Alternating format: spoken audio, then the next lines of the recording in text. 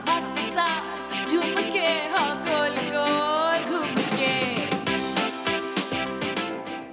अस्सलामुअलैकुम, good morning Pakistan. मेरे नाजरीन, मेरे प्यारे प्यारे मैके वालों, आप सबको नया साल बहुत बहुत मुबारक। अल्लाह करे ये आने वाला साल आपके लिए ढेरों खुशियाँ लेकर आए। बहुत सारी जो ख्वाब आपने सजाए हैं वो आपके पूरे हो जाएं। आपकी माली हालात बेहतर हों, पढ़ाई में अगर आप कहीं पीछे रह गए हैं तो वो अच्छे नंबरों से आपको पास करे अल्लाह ताला। और बहुत सारी ढेरों दुआएं, क्योंकि जो कहते हैं ना कि आपकी पहली पहली चीज़ होती है वो आपके लिए बड़ी अहमियत की हामिल होती है। अब नया साल है, नए साल का पहला पहला दिन ये मायने रखता है आपके लिए।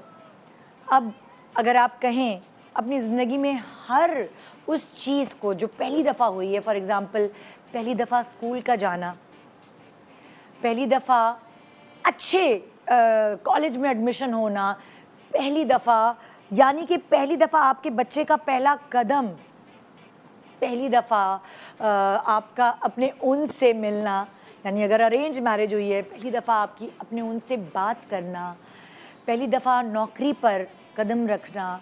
तो हर चीज़ का जो पहला पहला दिन होता है ना, वो इंसान के लिए मेमोरी क्रिएट करता है।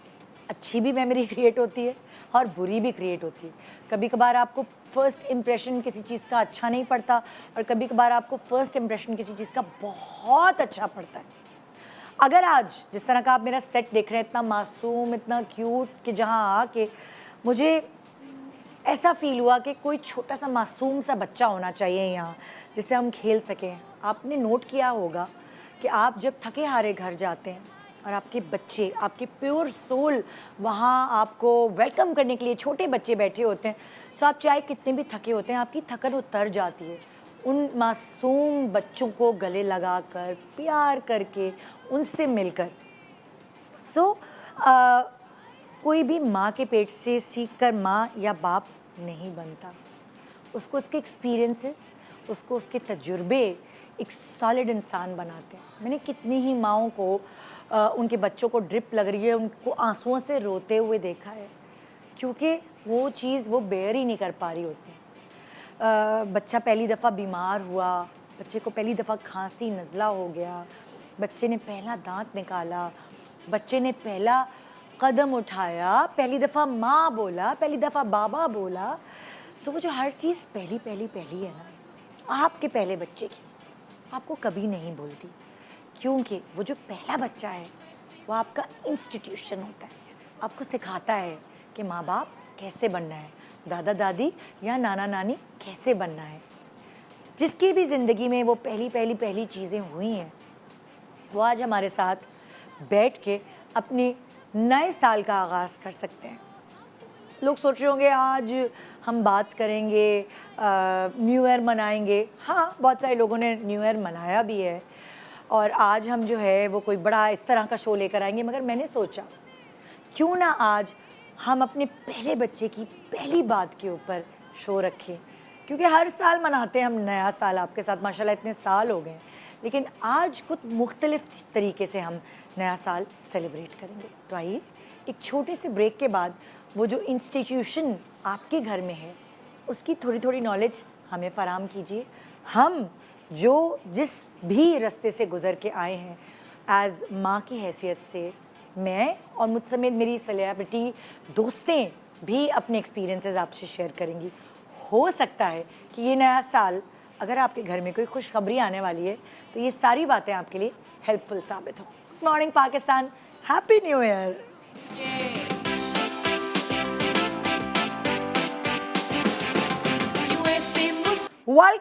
Welcome back, good morning Pakistan. आप सबको नया साल बहुत बहुत मुबारक हो। सो यहाँ मेरे पास इस वक्त जो सेलिब्रिटी गेस्ट हैं वो नया साल मेरे साथ मना रही हैं अपने पहले पहले, यानी कि पहले पहले नए साल के दिन पर अपने पहले पहले बच्चों की पहली पहली प्यारी प्यारी बातें शेयर करके। और ये कॉन्सेप्ट ऐसा मैंने कभी भी पहले नहीं किया। मैं पहली दफ़ा आज साल की शुरुआत छोटे छोटे बच्चों की मासूमाना बातों के साथ कर रही हूँ। तो आइए वेलकम करते हैं। मेरे एक तरफ है सादिया इमाम, अस्सलाम वालेकुम। वालेकुम अस्सलाम, नया साल मुबारक। आपको भी बहुत बहुत हैप्पी न्यू ईयर। Yes. फिर मेरे पास हैं शर्मीन अली, अस्सलाम वालेकुम। वालेकुम अस्सलाम। कैसी हैं आप? बिल्कुल ठीक। Happy new year. Happy new year. वैसे लोग कहेंगे हैप्पी न्यू ईयर बच्चों का सेट क्यों लगाया निदा, कोई खुशखबरी तो नहीं? लेकिन आप अपने बाकियों इंट्रोड्यूस को कराएं गेस्ट, introduce मैं करें। आगे बात फिर करते मेरे हैं पास इस बारे में। मौजूद हैं रबिका फरियाल, अस्सलाम वालेकुम। कैसी हैं Mrs Nida? Shafat, thank you happy Happy new New Year। Year. Thank you आपको कैसी भी। हैं आप? मैं बिल्कुल ठीक, शुक्र ठीक-ठाक? अल्लाह का, शुक्र अल्लाह का। और मेरे पास एक मॉडल आई हैं इस वक्त नए साल की खुशी में। जो पिछले साल का रेजोल्यूशन है, अगर आप पिछले साल को देखें और नया साल देखें तो आपको इनमें बहुत बड़ा चेंज नजर आएगा। प्यारी सी जोरे अमीन हमारे साथ। Thank you. नया साल मुबारक, happy new year. Thank you Nida, आप सबको भी नया साल बहुत बहुत मुबारक। खड़ी होके दिखाएं, ये बात नहीं है, सॉरी। नए साल में खड़े होके अपनी साड़ी को आप दिखाएं। हम तो भाई चाहे माँ बन जाए चाहे कुछ भी हो जाए, ओके। हम वो फैशन वैशन सब देखेंगे। ओह my God, look at her. So this is the look. मैं आपको वैसे ही आपकी हमेशा तारीफ करती हूँ, लेकिन आज आप वाकई बहुत अच्छी लगी। Thank you Nida. झूठी नहीं करती, लेकिन आज आप ज्यादा अच्छी लगी। बहुत शुक्रिया Nida, thank you so much. जी, सो इससे पहले कि मैं आपके पहले पहले बच्चों की पहले पहले एक्सपीरियंसेस के तरफ शो को लेके चलूँ, ज़रा मुझे ये तो बताएं कि इस नए साल के हवाले से आपने अपनी ज़िंदगी के बारे में इस साल के हवाले से क्या प्लानिंग की हुई है, क्या सोचा वैसा आदिया? वहाँ से शुरू करें। अच्छा चलो, हाँ, चलो शर्मीन, कुछ कहना भी 2024 में शर्मीन ने क्या करना है? हाय। क्या बकेट लिस्ट में? देखिए ऑनेस्टली मैं पिछले कुछ सालों में मैंने ये लर्न किया है, जो कि बहुत पहले कर लेना चाहिए था, कि आप जितनी भी प्लानिंग कर लें फ़ायदा नहीं है, क्योंकि जो प्लानिंग अल्लाह मियां ने की हुई ना बस वही वो तो होती है। लेकिन इसलिए मैंने अब I have decided to just go with the flow, hoping and praying for the best. कि जो भी दिल की ख्वाहिशें हैं, जो कि मैं ऑन स्क्रीन नहीं कह सकती हूँ, क्योंकि भाई आपको पता है ट्रोलिंग जिस हिसाब से होती है, लेकिन बस अल्लाह में से यही दुआ है कि जो ख्वाहिशें हैं वो पूरी हो जाए इस साल, क्योंकि काफ़ी अरसे से वेट कर रही हूँ। तो देखें, fingers crossed, you never know. इंशाल्लाह। As far if you are thinking about हज या क्या? नहीं, उम्रा अल्हम्दुलिल्लाह मैं कर आई हूँ। माशाल्लाह। हज अभी प्लान इसलिए नहीं कि हज के लिए महरम चाहिए होता है, आई नो। वो महरम जिंदगी में आ जाए तो हाँ, व्हाई नॉट। नहीं अब माशाल्लाह, इंशाल्लाह अल्लाह आमीन, के हुक्म से, अल्लाह ताला के हुक्म से आप सब दुआ करें। इंशाल्लाह शर्मीन को जोड़ीदार, जो उसको खुश करने वाला, उसके लाइफ पार्टनर ऐसा मिले जिसकी बकिया जिंदगी वो अपनी उसके साथ गुजार सके। आमीन सुम आमीन। ये नए साल की दुआ शर्मीन के लिए, इसके फैंस की तरफ। आई थिंक इससे ज़्यादा बेटर नोट पे मेरा नया साल स्टार्ट नहीं हो सकता। Thank you so much. And really I mean it and we mean it. Of course. अच्छा जी सादिया, अब सोच लिया आपने? हाँ, नहीं सोचा नहीं था। मैं वो बात कर रही थी ना, उसने कहा था ना आप इंट्रोडक्शन करा ले तो फिर मैं बात करूँ, तो मैंने कहा पहले उससे, वरना भूल जाता है बंदा। 2024 में सादिया ने क्या प्लान किया हुआ है अपनी ज़िंदगी को लेकर? यार अगेन आप प्लानिंग तो बहुत सारी चीज़ों की करते हैं, लेकिन मैं हमेशा एक अपनी ज़िंदगी में एक चीज़ ज़रूर रखती हूँ कि, और हर एक को बोलती हूँ कि खोटे सिक्के अपनी जेब से निकाल के फेंकें, टॉक्सिक लोगों को दूर करें। Very nice. अपनी ज़िंदगी को थोड़ा सा इजी करें, रिलैक्स करें और लव योरसेल्फ। अगर आप खुद से प्यार करने शुरू हो गए ना, मैं अपने आप से बहुत प्यार करती हूँ। मेरी जितनी तैयारी मेरे लिए होती है, मैं ना कहीं आती हूँ ना जाती हूँ, ना इधर को अच्छी तरह पता है, लेकिन मैं डाइट भी करती हूँ, मैं एक्सरसाइज भी करती हूँ, मैं अपने आप को फिट भी रखती हूँ। ये मैं अपने लिए रखती हूँ, क्योंकि मैं अपने आप से प्यार करती हूँ और मैंने अपना हिसाब जाके अपने रब को खुद देना है। Love yourself. और जितने आपकी ज़िंदगी में ये मुश्किलात पैदा करने वाले रिश्ते हैं ना, उनको हटा दें, क्योंकि उनके होने से भी कोई फ़र्क नहीं पड़ा और उनके ना होने से भी कोई फ़र्क नहीं पड़ता। प्लीज़ बस खुश रहें, शक्ल पे नजर आती है चीज़। बिल्कुल। जी ये रबिका, जो आपने बात की है ना, बहुत मुश्किल बात है। ऐसा करना बड़ा मुश्किल होता है, बहुत दिल पे पत्थर रखना पड़ता है, बिकॉज बाज़ ऐसे रिश्ते होते हैं कि वो ना चाहते हुए भी आपको कैरी करने पड़ते हैं। नहीं, आप वो कैरी करें, बस उनमें घुसे नहीं ना। लिए दिए रहें। आप लिए दिए ये समझे ना आप, बहुत सारे रिश्ते ऐसे होते हैं जिनको आप छोड़ ही नहीं सकते ना, बिल्कुल लेकिन आप ऐसे उनके साथ लिए दिए रख सकते हैं। हम लोग कभी कभार मोहब्बत में, प्यार में इतने घुस जाते हैं, बिछ जाते लाए मुझे दे दे, मैं कर लूं, और आपने इतनी मेहनत की हो और कल को आप ही गंदे हो रहे ऐसा ही थे। भाभी ने किया है, या फलानी बहन ने किया है, या फलानी बाजी ने किया है। ऐसा ही है। तो आप तो डिस्टेंस मेंटेन करना Distance बहुत is ज़रूरी very है। important. बहुत ज़रूरी। आपको पता है किधर घुसना है और किधर नहीं घुसना, ये पता चल जाए, जिंदगी सुकून है। बिल्कुल ऐसा ही है। जी, आपका क्या प्लान है 2024? मेरा प्लान तो बड़ा ऑब्वियस है। इंशाल्लाह we will be a family of 4 new year में। इंशाल्लाह माशाल्लाह। तो बस उसी की सारी प्लानिंग है। तो तैयारी आपके लिए तो पूरा फिट बैठ रहा है वही ये show. Oh my God, experience mama. माशाल्लाह तो माशाल्लाह। बस दुआ करें आप सब कि नया साल जो है एक नई खुशी के साथ आए। इंशाल्लाह साथ खैरियत के साथ, सेहत के साथ। और माशाल्लाह जो हमने देखा ऑब्जर्वेशन हमारी, आप और आपके हस्बैंड दोनों ही बहुत अच्छे पेरेंट्स साबित हुए हैं। जो अपब्रिंगिंग आपने पहले बच्चे की है, उससे देखकर हमें अंदाजा है कि दूसरा वाला भी असल में पहले बच्चा वाले सेफ हैंड्स में पे है। बंदा बहुत एक्साइटेड होता है ना, सारी नई नई चीज़ें। दूसरे वाले पे शायद उतनी एक्साइटमेंट मुझे नहीं पता, आपके शायद ना हो या शायद हो। अब ये जब आएगा मैं तब दूसरे पता वाले पे चलेगा। ज़्यादा enjoy ज़्यादा करूँ। मैं enjoy दूसरे वाले पे करें। ज्यादा एक्साइटेड थी साजिया। दूसरे वाले पे ज्यादा एक्साइट पहला तो हो जाता है, पहले में तो आपको पहले तो आपको अपनी पता ही अकल नहीं पता ही चलता। नहीं चलता, बिल्कुल ऐसे ही है। पहले तो पता ही आपको नहीं होश नहीं होता। चलता। अच्छा हम बात आएंगे, हम न्यू ईयर रेजोल्यूशन जो है वो जोरे की पूछेंगे। 2024 में क्या इस मॉडल का ख्याल है, क्या करना है? 2 बच्चों की माँ तो ये लगी नहीं रही माशाल्लाह माशाल्लाह। आज मेरी बेटा तुझे नजर लगेगी, जल्दी से कोई इसकी नजर उतारे। इनकी बात से ना मुझे एक बात याद आई। मैं अपने हस्बैंड को कह रही थी अभी कुछ दिनों पहले कि यार मुझे ना बेटी का नाम सोचना है। तो उसने बोला अभी 2 जो हुए हैं वो माशाल्लाह 20 महीने के अभी हो गए खैर से। तो बोला था अभी तुम्हें इतनी जल्दी क्यों बेटी की है? तो जुस्तजू इतनी होती है सेकंड टाइम जब आपका बेबी होने लगे। तो मुझे तो 2 बेटों के बाद इतनी एक्साइटमेंट है कि मेरा बस चले तो मैं अभी ही 3rd बेबी कर लूँ और अल्लाह करे मेरी बेटी हो। अल्लाह करे। क्योंकि 2 बेटों के बाद मेरा तो इतना ये दिल है। तुम रेजोल्यूशन सोच रही हो तुम्हारी No, इस no, साल this is की not है? my resolution. I'm just saying कि इनकी बात से मुझे ये बात याद आई that I had this conversation with my husband. अच्छा, New Year resolution is it's all about my bright future, my career. I'm really focused कि काम पे सारा फोकस हो, ध्यान हो। बच्चों का स्कूल स्टार्ट हो रहा है तो उसके साथ I'm about to I just got them admission. तो अभी मुझे सारी मेरा फोकस यही है कि बच्चों का school and obviously my work. तो मैं बहुत खुश हूँ क्योंकि अभी जो मैं I just had my come back. तो अभी जो मैंने 3-4 प्रोजेक्ट्स जो मेरे अभी चल रहे हैं उसके अलावा I'm really excited to do a script जिसमें मुझे बहुत मज़ा आए खुद करने में। So I'm just praying and looking for a script. और इसके अलावा मेरे दिमाग में कुछ नहीं है। मतलब तुम अभी इस वक्त काम पे लेके फोकस। जी। ये साल कभी कभार होता है ना, कुछ सोचते हैं कि भाई मैंने पिछले साल बहुत काम किया तो मैंने थोड़ा अपने फैमिली को टाइम देना है। इस वक्त तुम ये सोच रही हो कि मैंने अपनी फैमिली को, बच्चे हुए ज़ाहिर है और पूरे प्रोसेस से गुजरी, तुमने बहुत, अब तुम अपने काम पे फोकस करना चाहते हो। सो ये 4 अलग अलग ख्यालात सबके हैं।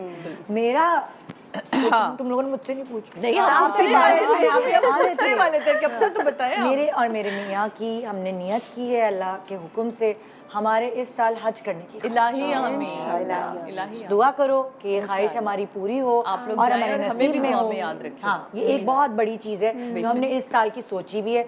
हम लोग ये सोचते हैं कि अभी जब हमारे अंदर एनर्जी है, सेहत है, आप हमसे कुदवा लें, आप हमसे पहाड़ चढ़वा लें, अभी अल्हम्दुलिल्लाह हम कर सकते हैं। आगे पता नहीं, तबीयतों का पता नहीं क्या रहे क्या बहुत नहीं अच्छी नीयत है और बहुत अच्छी बात है। सो मेरे मियाँ ने इनिशिएटिव लिया, उन्होंने नियत की और उन्होंने आहिस्ता आहिस्ता आहिस्ता आहिस्ता मेरे दिल में था, लेकिन कभी कभार किसी शख्स को ना एक पुश चाहिए थोड़ा सा। हाँ, और ये ऐसी चीज़ है कि अगर आप फाइनेंशियली और फिजिकली इस काबिल हैं तो रीज़न ही कोई एक्सक्यूज़ ही नहीं है ना। तो हमने तैयारी करनी है क्योंकि हम जैसे हमने सुना है अभी तक उम्रा तो किया है, हमें सुना है कि वहाँ मेहनत होती है, मशक्क़त, तो हम उसके लिए हमने अपनों को तैयार करना है कि कोई घुटनों का दर्द ना हो, उसके लिए विटामिन्स लेने हैं, उसके लिए एक्सरसाइज करनी है, इबादत जो है उसके लिए तैयारी बस शुरू से करनी।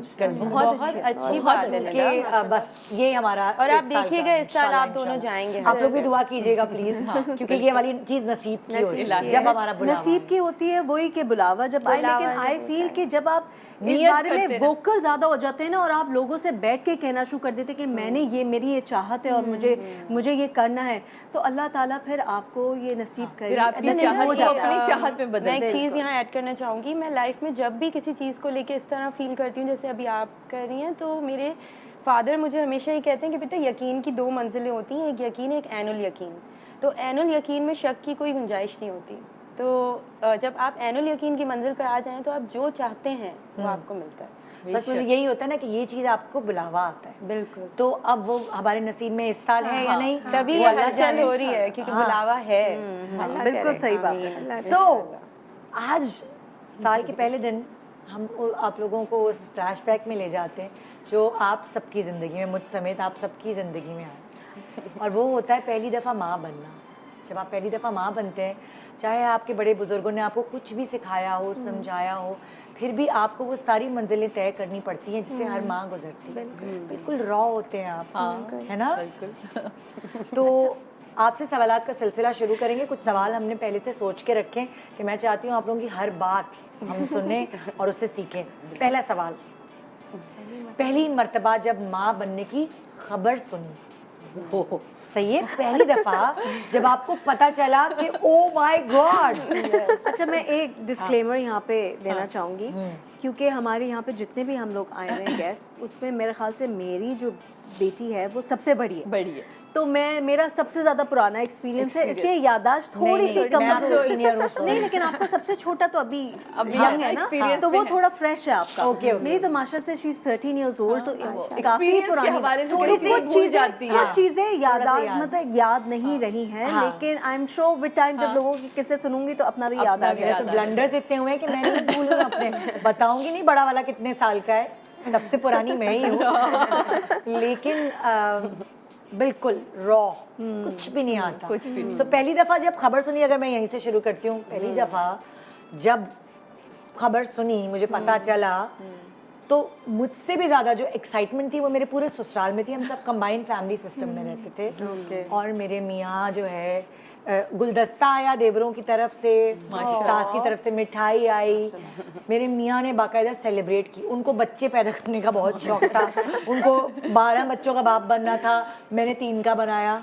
मैंने ये कहा अगर तुम्हें 8 फिर 8 पे हुआ तो मैंने कहा भाई 3 मैं कर लेती हूँ, बाकी दूसरी से कर लो, मैं उससे ज़्यादा नहीं कर सकती। तो मेरे मियाँ को बहुत शौक था यंग एज में बाप बनने का। उस वक्त मुझे डर लग रहा था, तो वो जो खबर सुनाई दी, और वो खबर सुनाई दी थी वो प्लान नहीं थी, हाँ, अनप्लान्ड। एक पहला तो होती है अनप्लान्ड है। हाँ, तो वो जो है वो माशाल्लाह हमें मेरे मियाँ ने वादा किया था, क्योंकि मेरी शादी के बाद मेरी नंद की शादी थी, तो मेरे मियाँ ने वादा किया था कि मुझे हनीमून पे ले जाएंगे वो मेरी नंद की शादी के बाद। तो मैं सिर्फ इस इंतज़ार में थी कि मुझे भी हनीमून पे जाना है, और मैं हनीमून पे अभी तक नहीं गई थी। सो वो जो खबर सुनी तो मैं एकदम हो गई, मैंने कहा अल्लाह हनीमून तो रह गया, क्योंकि मेरी अम्मी ने समझाया था बेटा तू 10 महीने की थी जब हम हनीमून पे गए थे, और फिर क्या हनीमून होता है। तो मुझे उस वक्त तो बस शल हो गई, अरे मेरा हनीमून, मुझे उस वक्त सादी आप बताएं। मेरी तो थोड़ी सी अलग है कहानी, क्योंकि जब मैं अदनान को नहीं जानती थी, जब मेरी शादी हुई थी तो अदनान ने जो पहली बात मुझसे की थी वो की थी कि सबकी सुनिएगा, करिएगा वही जो मैं आपसे कह रहा हूँ। तो मैं कहा वो क्या है? मुझे बच्चे अभी नहीं चाहिए, तो थोड़ा अपनी लाइफ को एंजॉय करें, बिकॉज मैं और अदनान तो बिल्कुल ही अलग अलग फैमिलीज़ के थे, थोड़ा लाइफ को एंजॉय। फिर मेरी वालदा की डेथ हो गई थी, तो हमारे तो बिल्कुल ही टाइम नहीं मिला एक दूसरे के साथ टाइम स्पेंड करने का, तो मैं 1 साल गई नहीं जर्मनी। अब मैं तो मेरे दिमाग में बात बैठी थी कि इसको अभी बेबी नहीं चाहिए। तो जब मैं जर्मनी गई, वो टाइम गुजरा, पापा को थोड़ा सेटल डाउन किया, एंड ये न्यूज़ मुझे उसी साथ, क्योंकि ना मैं भी नहीं गई आज तक अपने हनीमून पे, हमारे दुख एक जैसे। नहीं, मैं प्रेगनेंसी में गई थी, वो आगे सवाल आएगा तो बताऊंगी। अच्छा, तो वो फिर जब ये न्यूज़ आई, मेरी तबीयत वहाँ मुसलसल ख़राब, तो मेरी जेठानी वहाँ रहती हैं, तो उन्होंने मुझसे कहा कि आप एक दफ़ा चेक कर लें। मैं कहा नहीं ऐसा है नहीं। तो लेकिन जब हुआ तो मैं 1 घंटा वॉशरूम से बाहर ही नहीं आई थी। मुझे डर था कि अब मैं बताऊंगी तो इसका रिएक्शन क्या आएगा। Oh my God! इतनी मैं डरी हुई थी कि मुझे तो समझ ही नहीं। एंड जब मैं आई डरते डरते, मैंने आके नाई, मैं कहा नान ये आया है। वो जितना खुश था, और जिस तरह उसने मुझे हक किया, और जिस तरह उसने कहते सच बताओ, यकीन तुम झूठ तो नहीं बोल रही, तुम मुझसे मजाक तो नहीं। मैं कहा मैं मजाक क्यों करूँ, और मैं रो रही। मैं कहा आप इतने खुश क्यों हो रहे? कह रहे मतलब ये खुशी की बात है, तुम पागल तो नहीं हो। मैंने कहा आपने तो मुझसे कहता, अरे वो तो उसके जज्बात में आदमी बहुत कुछ कह जाता है, लेकिन तुम ये सोचो ये वाकई, तुम सच बताओ। और वो पागलों की तरह मतलब एक एक को फ़ोन में, मैं कहा अरे रुक तो जाए, पहले डॉक्टर तो कंफर्म करे आप, मतलब ये तो। वो बहुत खुश था, और मैं अपने आप सर पकड़ के बैठी थी कि मैंने 1 घंटा जो रो रो के बाहर अंदर गुजारा, वो मैंने क्यों गुजारा। बट वो सही बात है कि वो लाइफ का एक ऐसा एक्सपीरियंस होता है वो आप भूल नहीं ही नहीं सकते। बहुत लकी होते हैं वो लोग जिनको लाइक इस तरह का वेलकम मिलता है, जो मुझे मिला, जो आपको मिला। जी रबिका, यहाँ क्या हुआ? मेरी जब फर्स्ट न्यूज़ मुझे पता चली थी तो हम दोनों बहुत यंग थे और मैं बहुत छोटी थी जब मुझे पता चला कि अब हमने कंसीव कर लिया है। तो मैं तो बिल्कुल भी रेडी नहीं थी, मतलब एक आपका वो होता है, आप प्लान करते हो कि अब मतलब ये टाइम है, अब हमने करना है, तो हम लोगों ने प्लान नहीं किया हुआ था और अचानक से न्यूज़ पता चल गई थी। तो मुझे ज़्यादा टेंशन इस बात की थी कि अब मैं मोटी हो जाऊंगी, मैं कपड़े मेरे ऊपर अच्छे नहीं लगेंगे, मैं प्यारी नहीं लगूंगी। और मुझे आज भी याद है, शफात बहुत मुझे तंग करते हैं कि मैंने उनको कहा था मैं अब जीन्स कैसे पहनूंगी, मैं जीन्स नहीं पहन सकती, जो कि बहुत ही स्टूपिड बात थी, अब मैं रियलाइज़ करती हूँ। लेकिन मैं बहुत देर रोती रही थी इस बात को सोच के कि ये क्या हो गया, बहुत जल्दी हो गया, बहुत जल्दी हो गया, और मैं मोटे होके कैसे सारी चीज़ें। मुझे लगता है कि उसमें लड़कियों को ये सोचती हैं, वो ये सोचती हैं कि बस अब ये हो गया, अब हमारी ज़िंदगी बिल्कुल ख़त्म हो गई। अब तो नादानी में बच्चियाँ होती हैं वो ये सोच रही होती हैं, उनको ये लगता है कि बस अब आगे लाइफ तो मेरी रहेगी ही नहीं मेरी। और मैं यही बातें सोचती थी कि बस अब सारी ज़िंदगी बस मुझे बच्चे ही पालने पड़ेंगे और बस मेरा अपनी लाइफ ख़त्म हो गई है। तो मेरा सारा कॉन्सेप्ट जो आप बता रही हैं उससे बिल्कुल डिफरेंट था। मैं तो बस रो रो के फिर बहुत टाइम बाद तक मुझे आहिस्ता आहिस्ता मैंने एक्सेप्ट किया कि अच्छा सही है, ठीक है। पैदा होने के भी 1 ईयर बाद फिर मुझे वो हुआ कि अच्छा सही, कुछ नहीं होता, ये आपको सिर्फ फील होता है कि चीज़ें बड़ी मुश्किल हो जाएंगी, ये सारी चीज़ें अल्लाह ताला सब इजी कर देता है। और जब आप रेडी होते हो तभी अल्लाह ताला ने आपके लिए अच्छा प्लान किया होता है। जी जोहरे, और वो भी डबल की मुझे काम करना है, मुझे पाकिस्तान में रहना है, सब कुर्बानियाँ। ओके तो मेरा तो आपको मैंने आपको पहले भी निदा शेयर किया है कि मैं ड्रामे की शूट पे थी और फिर मेरे डायरेक्टर ने मुझे बताया कि कुछ गलत हो रहा है, कुछ है जो ऑफ जा रहा है मेरे साथ, because I was always focused and so into the scenes and everything. लेकिन फिर मैं बार बार उनको लेटी हुई मिलती थी। लॉन्ग स्टोरी शॉर्ट, उनकी वजह से मैंने अपना प्रेगनेंसी टेस्ट किया तो 10 के 10 स्ट्रिप्स पॉजिटिव आए। और हम लोग शूट कर रहे थे बजात के लिए और हमारी ना रात बहुत लेट नाइट हो गई थी उस शूट को होते हुए। तो मैं रात में घर गई थी 3 साढ़े 3 बजे। तो मैंने जब तक चेक किया 4 बज रहे थे रात के, अगले दिन फिर शूट थी और मैंने चेक किया। उसके बाद मैं तो इतनी खुश, मुझे तो as like oh my god, मुझे समझ नहीं आ रहा था, मैं बहुत खुश थी। मैंने फ़ौरन अपने हस्बैंड को बताया और फिर हम दोनों ने फुल इंजॉय किया, क्या we were like very happy. हमने फुल एक दूसरे को थैंक यू किया कि oh my god this is such a big news for us. और लेकिन जब मैं हॉस्पिटल गई ना अल्ट्रासाउंड के लिए, तब बड़ा फ़नी सीन हुआ था क्योंकि पहले डॉक्टर ने जब चेक किया तो उन्होंने कहा कि आपको किसने कहा है प्रेग्नेंट है। तो मैंने कहा कि मैंने चेक किया है, 10 स्ट्रिप्स में पॉजिटिव आया है। तो उन्होंने बोला कि नहीं आप प्रेग्नेंट नहीं हैं। अब मैंने कहा ओके, मेरे दिमाग में थॉट्स आया लाइक चलो अच्छी बात है, प्रोजेक्ट भी चल रहा है, इट्स फाइन, अल्लाह मालिक है, क्योंकि मेरा कोई प्लान नहीं था। तो उसके बाद फिर उसी वक्त उनको फ़ौरन मिल गया बेबी एक, और फिर कहती हैं कि वो फिर उसी वक्त उनको दूसरा भी दिख गया बेबी। और फिर क्या तो कह रही है ही नहीं, और अब 2 हैं। उसी मतलब 1-2 सेकंड के अंदर ही उन्होंने बोला कि 2 हैं।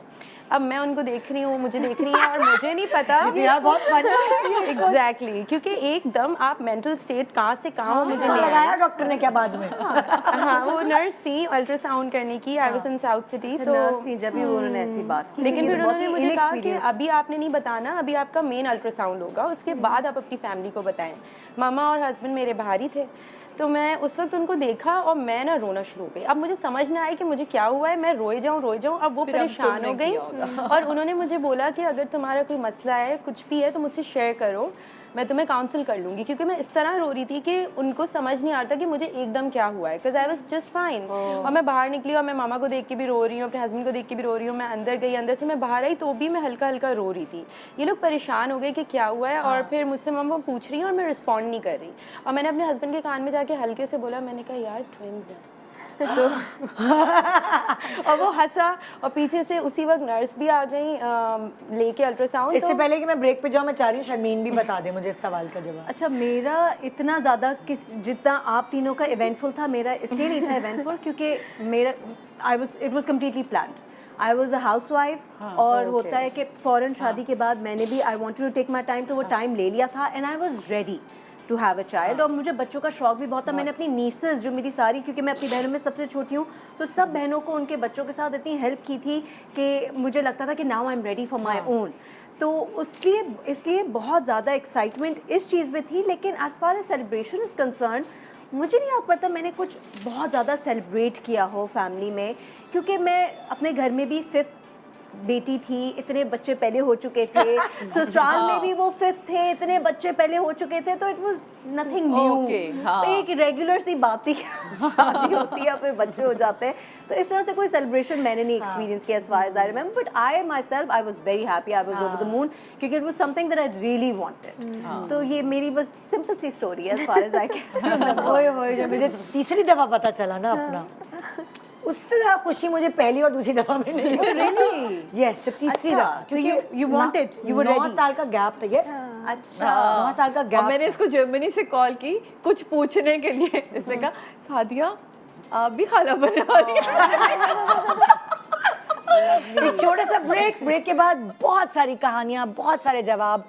साल का पहला दिन, हम और आप। वाह क्या शेर है। Good morning Pakistan.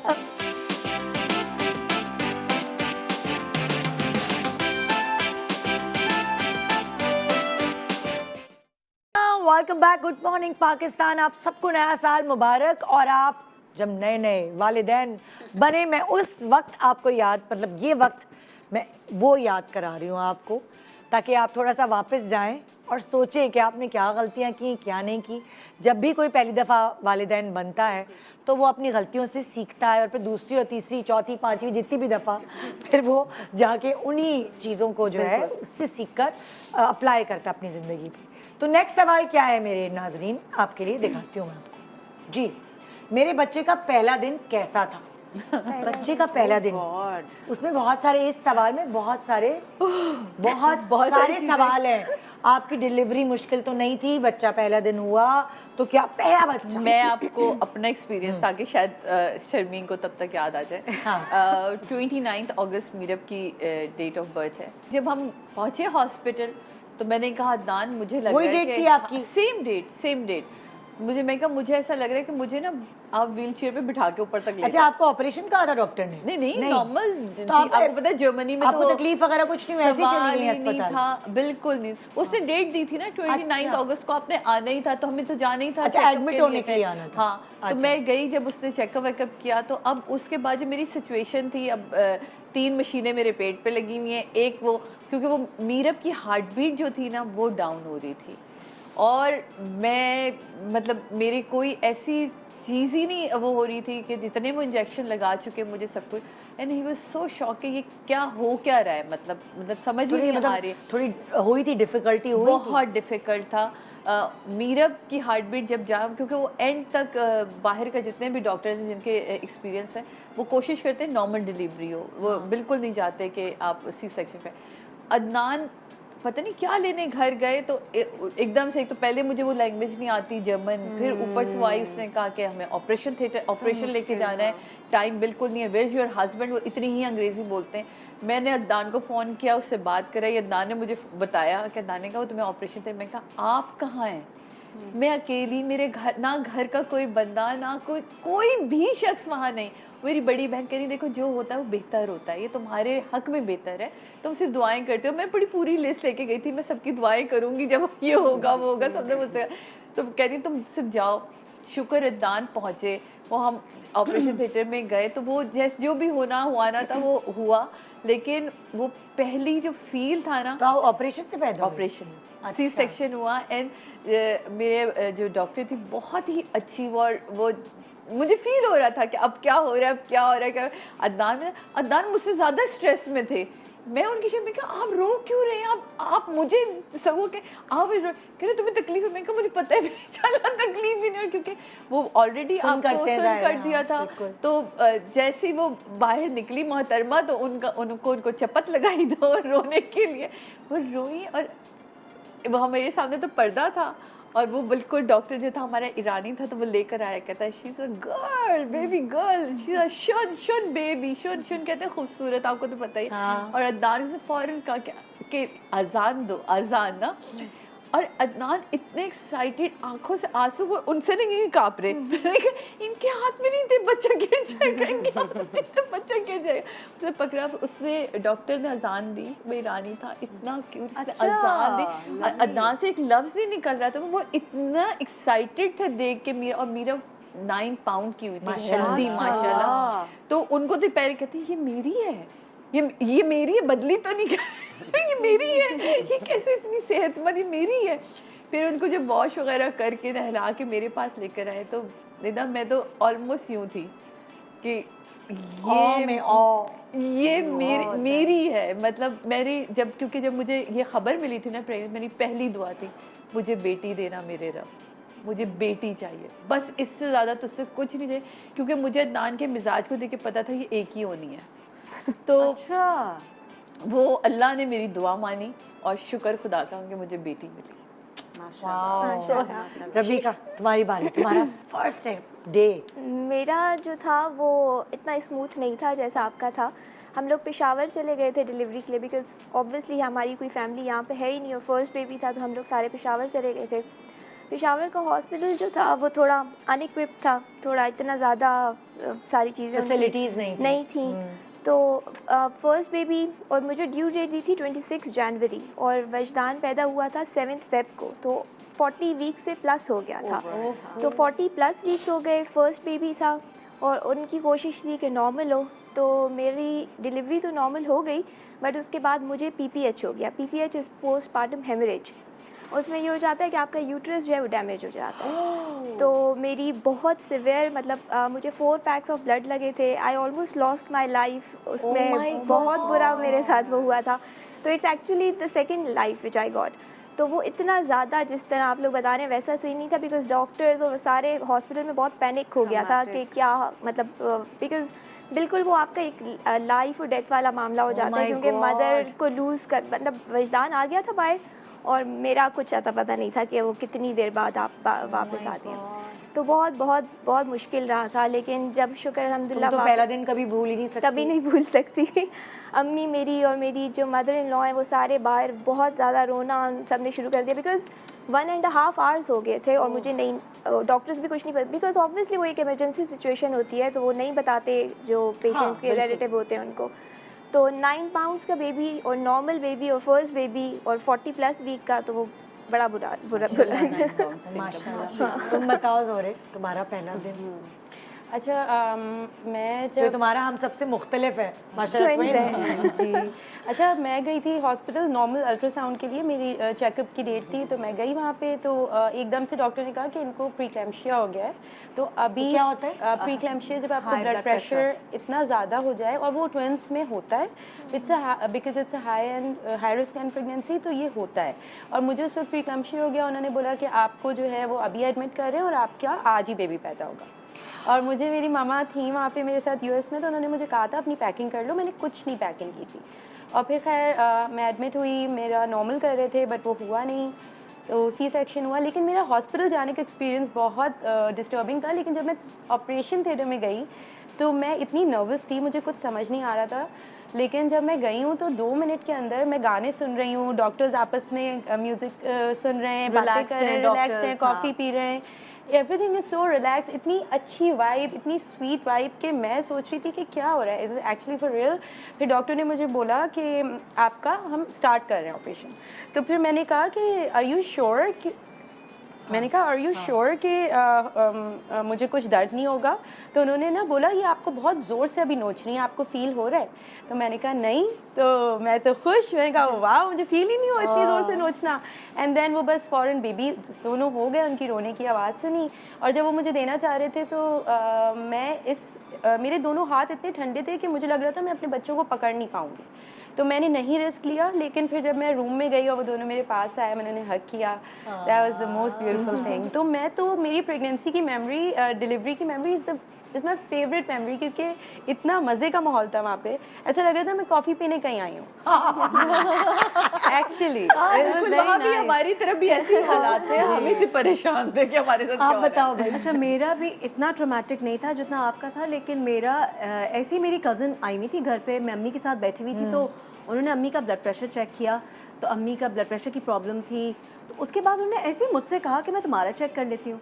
जब उन्होंने मेरा चेक किया तो मेरा एबनॉर्मली हाई था ब्लड प्रेशर, 170 और 110 था, जो कि बहुत डेंजरस होता है। तो उनको यकीन ही नहीं आया। उन्होंने एक दफ़ा चेक किया, दूसरी दफ़ा, तीसरी दफ़ा शी सेड कि मुझे यकीन नहीं आ रहा, लेकिन तुम्हारा इस वक्त ये ब्लड प्रेशर है।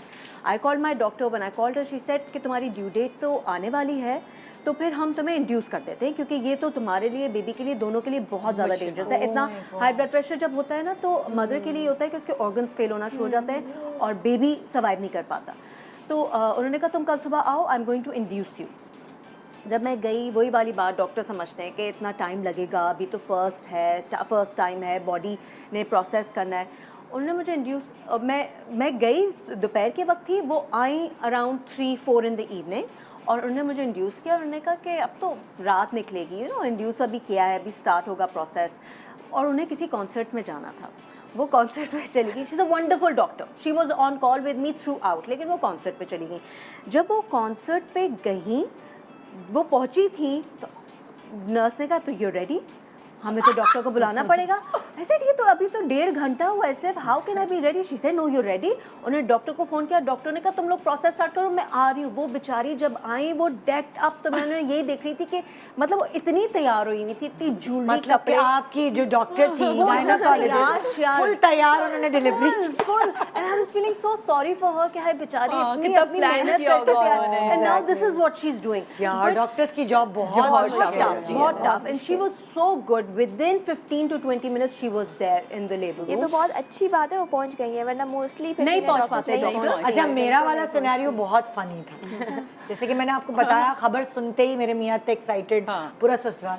तो वो ना, मैं जरा सा भी बोलूँ ना, लग रहा है मुझे दर्द हो रहा है, पूरा डब्बा उठाए, पैक करे, चलो। मैं 3 दफा गलत हॉस्पिटल गई हूँ, क्योंकि किसी और को जल्दी नहीं थी, सिर्फ मेरे हस्बैंड को जल्दी। यार मुझे क्यों ऐसा लग रहा है मेरी लाइफ बड़ी अनइवेंटफुल रही है, मेरे साथ तो ऐसा कुछ भी नहीं हुआ। ड्रामे और क्या 5वीं बहन थी, 5वीं बहू थी, इसलिए मैं कहती हूँ ना, नहीं, जिस तरह ड्रामों में बाकायदा किसी कॉमेडी ड्रामे में होता है ना, सामान, हमारा सामान बना हुआ रखा था, क्योंकि मेरी सास ने समझाया था, बेटा ऐसे सामान बना के रखते हैं। वो अब हमारा पहला था, जो हमें जो समझा रहा था हम वही कर रहे थे। That's a very smart thing. ठीक है, आप पैक करके हमारा, रखें। हाँ, और वो हमारे माशाल्लाह से उस हमारे घर पे एक बोर्ड लगा हुआ था, हम सब उम्मीद से हैं। आई वॉज प्रेगनेंट, माई देवरानी, सेम टाइम माई नंद, 3 लोग एक ही घर में प्रेग्नेंट थे।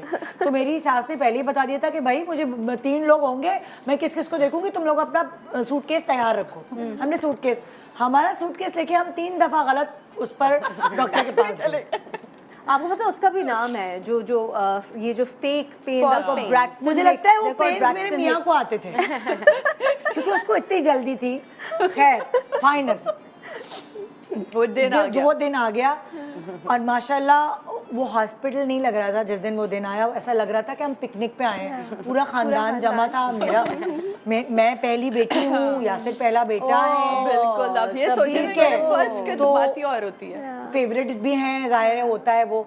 तो अब मेरी 2 बहनें, एक भाई, वो भी दीवाने, वो भी सुना, एक वो जंग चढ़ गई थी दनियाल ददियाल की, हम लेंगे, हम आजान देंगे, हम गुट्ठी चटाएंगे, हम नाम वाली सारी चीजें, फिल्मों और ड्रामों वाली चीजें हो रही थी। और जब मेरा बच्चा इस दुनिया में आया, तो मेरी गायनेकोलॉजिस्ट, मेरा माशाल्लाह से नॉर्मल डिलीवरी थी, और मेरी अल्लाह की शुक्र बहुत अच्छी डिलीवरी रही, कोई कॉम्प्लिकेशन, क्योंकि मैं बहुत चलती फिरती, मैं उस जमाने में मैं हम सब उम्मीद से होस्ट करती थी। तभी तो कह रही हूँ। सो जब वो पैदा हुआ मेरा बच्चा, तो मेरी डॉक्टर ने मुझे जो सेंटेंस बोला, आज से इतने साल पहले मुझे याद है, क्या तुम 9 महीने यासिर को ही देखती रही हो? क्योंकि मेरे बेटे की शक्ल बिल्कुल एग्जैक्टली अपने बाप, और ऐसा लगता था छोटा आदमी आया है दुनिया में।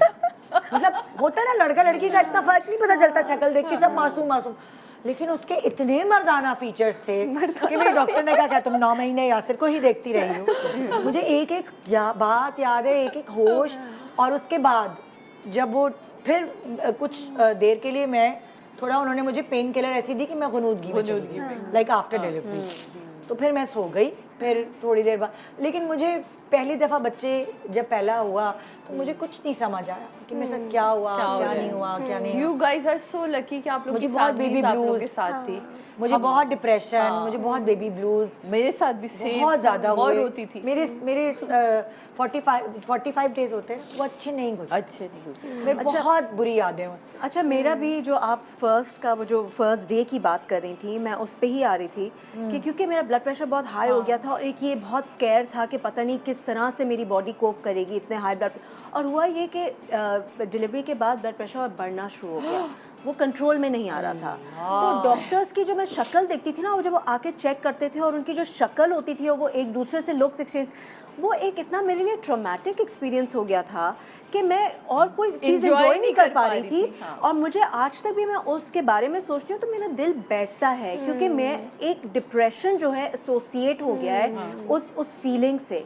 और वही वाली बात कि आप फ़ौरन नहीं कनेक्ट कर पाते, स्पेशली अगर आप इस तरह के ट्रॉमा से गुजर रहे हो। जैसे लोग कहते हैं ना, देखते ही आपको when you see your baby you forget about everything. मेरे साथ मुझे नहीं लगता ऐसा हुआ है। It took me a really long time to bond with my child. फॉरन Yes, connection I did not. मुझे भी ये वाला सवाल, जब आपने बच्चा गोद में लिया तो आपको कैसा लगा, मुझे ये बहुत फिल्मी और बहुत ड्रामेटिक। ये बड़े अरसे बाद लगता है कि जब लिया और गोद में तो कैसा स्पेशली लगा, बड़े आप अरसे दोनों बाद की feel होता है। सिजेरियन हुए, आप लोगों के साथ चीज डिफरेंट है, क्योंकि आपको तकलीफें आपने बाद में सही, ऐसा नहीं सिजेरियन दर्द नहीं सहते, बिल्कुल, उनको तकलीफें सहनी पड़ती है बाद में। जो नॉर्मल डिलीवरीज हैं उस वक्त उनको नहीं होश होता। हाँ बिल्कुल। फिर उस थोड़ी देर बाद, वो कुछ दिनों बाद थोड़ा हील होते हैं, तब उनको समझ आता है ओ वाओ। हो अच्छा, सकता है मुझे कुछ लोगों इतने के लिए इंजेक्शंस क्योंकि उससे पहले लगा दिए गए थे ना कि पेन स्टार्ट होने के लिए, तो वो नहीं हुआ। तो ये होने के बाद वो जो मेरे पेन शुरू हुआ और फिर उन्होंने मुझे वो सुलाने के लिए एपिड्यूरल भी दिया हुआ था, वो सुलाने के लिए भी दिया कि अब ये एपिड्यूरल क्यों देंगे, वो तो ऑपरेशन के लिए मैंने सुन एपिड्यूरल किया दिया हुआ था था ना। नहीं, नॉर्मल के लिए भी एपिड्यूरल देते हैं। नॉर्मल डिलीवरी में सिजेरियन की भी एपिड्यूरल, क्योंकि नॉर्मल डिलीवरीज के लिए नहीं, भी एपिड्यूरल वहाँ लगता है। सिजेरियन में एपिड्यूरल ही देते हैं। अच्छा, उसके अलावा आधा वो करते हैं। आधा हाँ, आपको to keep you proper awake, नहीं, हाँ। यहाँ भी ताकि- सादिया अब यहाँ लेटेस्ट ऐसा ही होने हाँ, लगा। लेकिन गलत है, कमर आपकी रह जाती है बिल्कुल। यस, क्योंकि आपको बहुत कमर- एक्सपर्ट चाहिए एपिड्यूरल इंजेक्शन। आप तो डॉक्टर हैं, और आपको उसके पता फॉर्म होगा। में देखें आप, तो डॉक्टर में तो वहाँ तो फॉर्म देते हैं, उस फॉर्म में सब लिखा हुआ था कि disclaimer होता है। एपिड्यूरल इसके साइड इफेक्ट्स ये हैं और इसका ये आपको सहना पड़ेगा कल को जाके, क्योंकि वहाँ तो आपको पता है ना Sue सू कर देते हैं हर चीज़ में, तो हर चीज़ तो अदनाने का अब तो ये करना पड़ेगा क्योंकि इसके अलावा कोई चारा पर नहीं मुझे है। ऐसा लगता है सिजेरियंस जो बच्चे मेरी बहुत जिनके दुआ थी होते कि हैं, नॉर्मल हो। वो बहुत तकलीफ दे बहुत तकलीफ। क्योंकि आपका बॉडी Heal समझे up नहीं कट होती। रही कट रही है, है। 7 7 layer परतें कटती होती हैं हैं यार।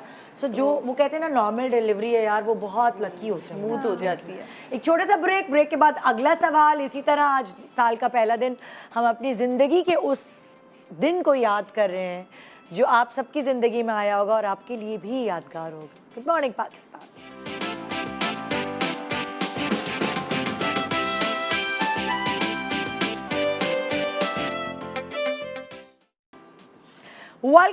Welcome back. Good morning Pakistan. आप सबको नया साल मुबारक। हम अपने ज़िंदगी के सबसे बेहतरीन एक्सपीरियंसेस आज इस साल के शुरू में आप लोगों से शेयर कर रहे हैं और इन एक्सपीरियंसेस की मदद से आप कुछ सीख भी पाएंगे। जिसके घर भी नया मेहमान आने वाला है या आ चुका है, मुझे तो इन सब की बातें सुनने में ही इतना मज़ा आ रहा है क्योंकि हम इन सब से रिलेट कर सकते हैं इन बातों से। तो अगला सवाल क्या है भाई? पहले बच्चे ने जब आपको रातों को जगाया, ये है मेरा सवाल। हाँ भाई, ये तो मुझे जगाती बहुत थी अच्छी आपसे? तरीके से याद है। मीरब जगाती थी सादिया? मीरब नहीं जगाती थी, मीरब इतना नहीं उसने मुझे जगाया, लेकिन जब वो पहली दफ़ा बीमार हुई और मुझे पता ही नहीं चला कि उसको हैंडल किस तरह करना है, तो उसमें मैं जागी थी। तो एक दफ़ा तो ये हुआ था कि वो मेरी अपनी गलती थी, मैं रोटियां बना रही थी और मीरब को मैंने बाउंसर पे रखा था, वो इतनी उछली कि वो सर के बल ही गिर गई। तो अदनान भी नहीं था और मैं भी नहीं, और मैं घबरा गई कि ये क्या हो गया है, और वो बिल्कुल लॉक थी। ऐसा नहीं कि जर्मनी की बात है। जर्मनी की बात है, और आपको पता है माँ तो माँ को ना जेल हो जाती है। बिल्कुल। मेरा मियाँ इस बात को लेके टेंशन में आ गया कि तुम्हें जेल हो जाएगी अगर इसे कुछ हो गया तो। खैर वो फिर हम उसको लेके गए और वो चंद दिनों की थी, महीनों की भी नहीं थी। वो मेरा ख्याल है कुछ ही दिन तक, क्योंकि मेरी फैमिली तो आती थी तो जो कुछ करना था वो मैंने खुद ही करना हाँ, था। घर का भी और काम। और आपको पता है वहाँ जो नर्सिस है वो घर आके चेक भी करती हैं, तुम्हारे वहाँ नर्सिस चेक करती हैं और किसी भी वक्त आ जाती है कि इन्होंने बच्चा रखा हुआ कैसे है। तो खैर उसने मुझे कॉम्प्लीमेंट किया था मेरे मियाँ को कि शी इज़ नर्स, मतलब ये नर्स रही है कोई, क्योंकि वो इतनी अच्छा मैं उससे रैप करती थी। मैं कहा उसको बताओ हमने बच्चे बड़े पाले अपने, हमारी भाभीयों के बच्चे बड़े पाले हमने। तो वो ये, लेकिन मीरब की मेरी बड़ी बहन ने एक मुझे चीज़ समझाई थी कि बेटा इसकी अगर अभी तुमने दूध पिलाने की टाइमिंग नहीं रखी ना, तो फिर ये तुम्हें, अगर तुम ये समझती हो कि हर 2 घंटे बाद पिलाने या हर 5-10 मिनट बाद तुम इसे फीड कराओगी, तो फिर ये बेटा ये तुम्हें तंग करती रहेगी। तुमने इसकी आदत जैसी अभी डेवलप करोगी वैसे ही डेवलप, अभी तुम इसे अंधेरे में लिटाओगी सारी ज़िंदगी अंधेरे में लेटेगी, अभी खामोशी में लिटाओगी सारी ज़िंदगी इसको खामोशी क्या। तुम इसे जितना नॉर्मल पालोगी उतना नॉर्मल रहेगी। तो हम टीवी शीवी चला के इसको, मैं अक्सर वो पेशतर लिटाती थी कि इसको हर तरह की आदत हो। तो इसी तरह मैंने अपना बच्चा पाला and I was very lucky कि मीरब ने मुझे उस तरह तंग नहीं किया।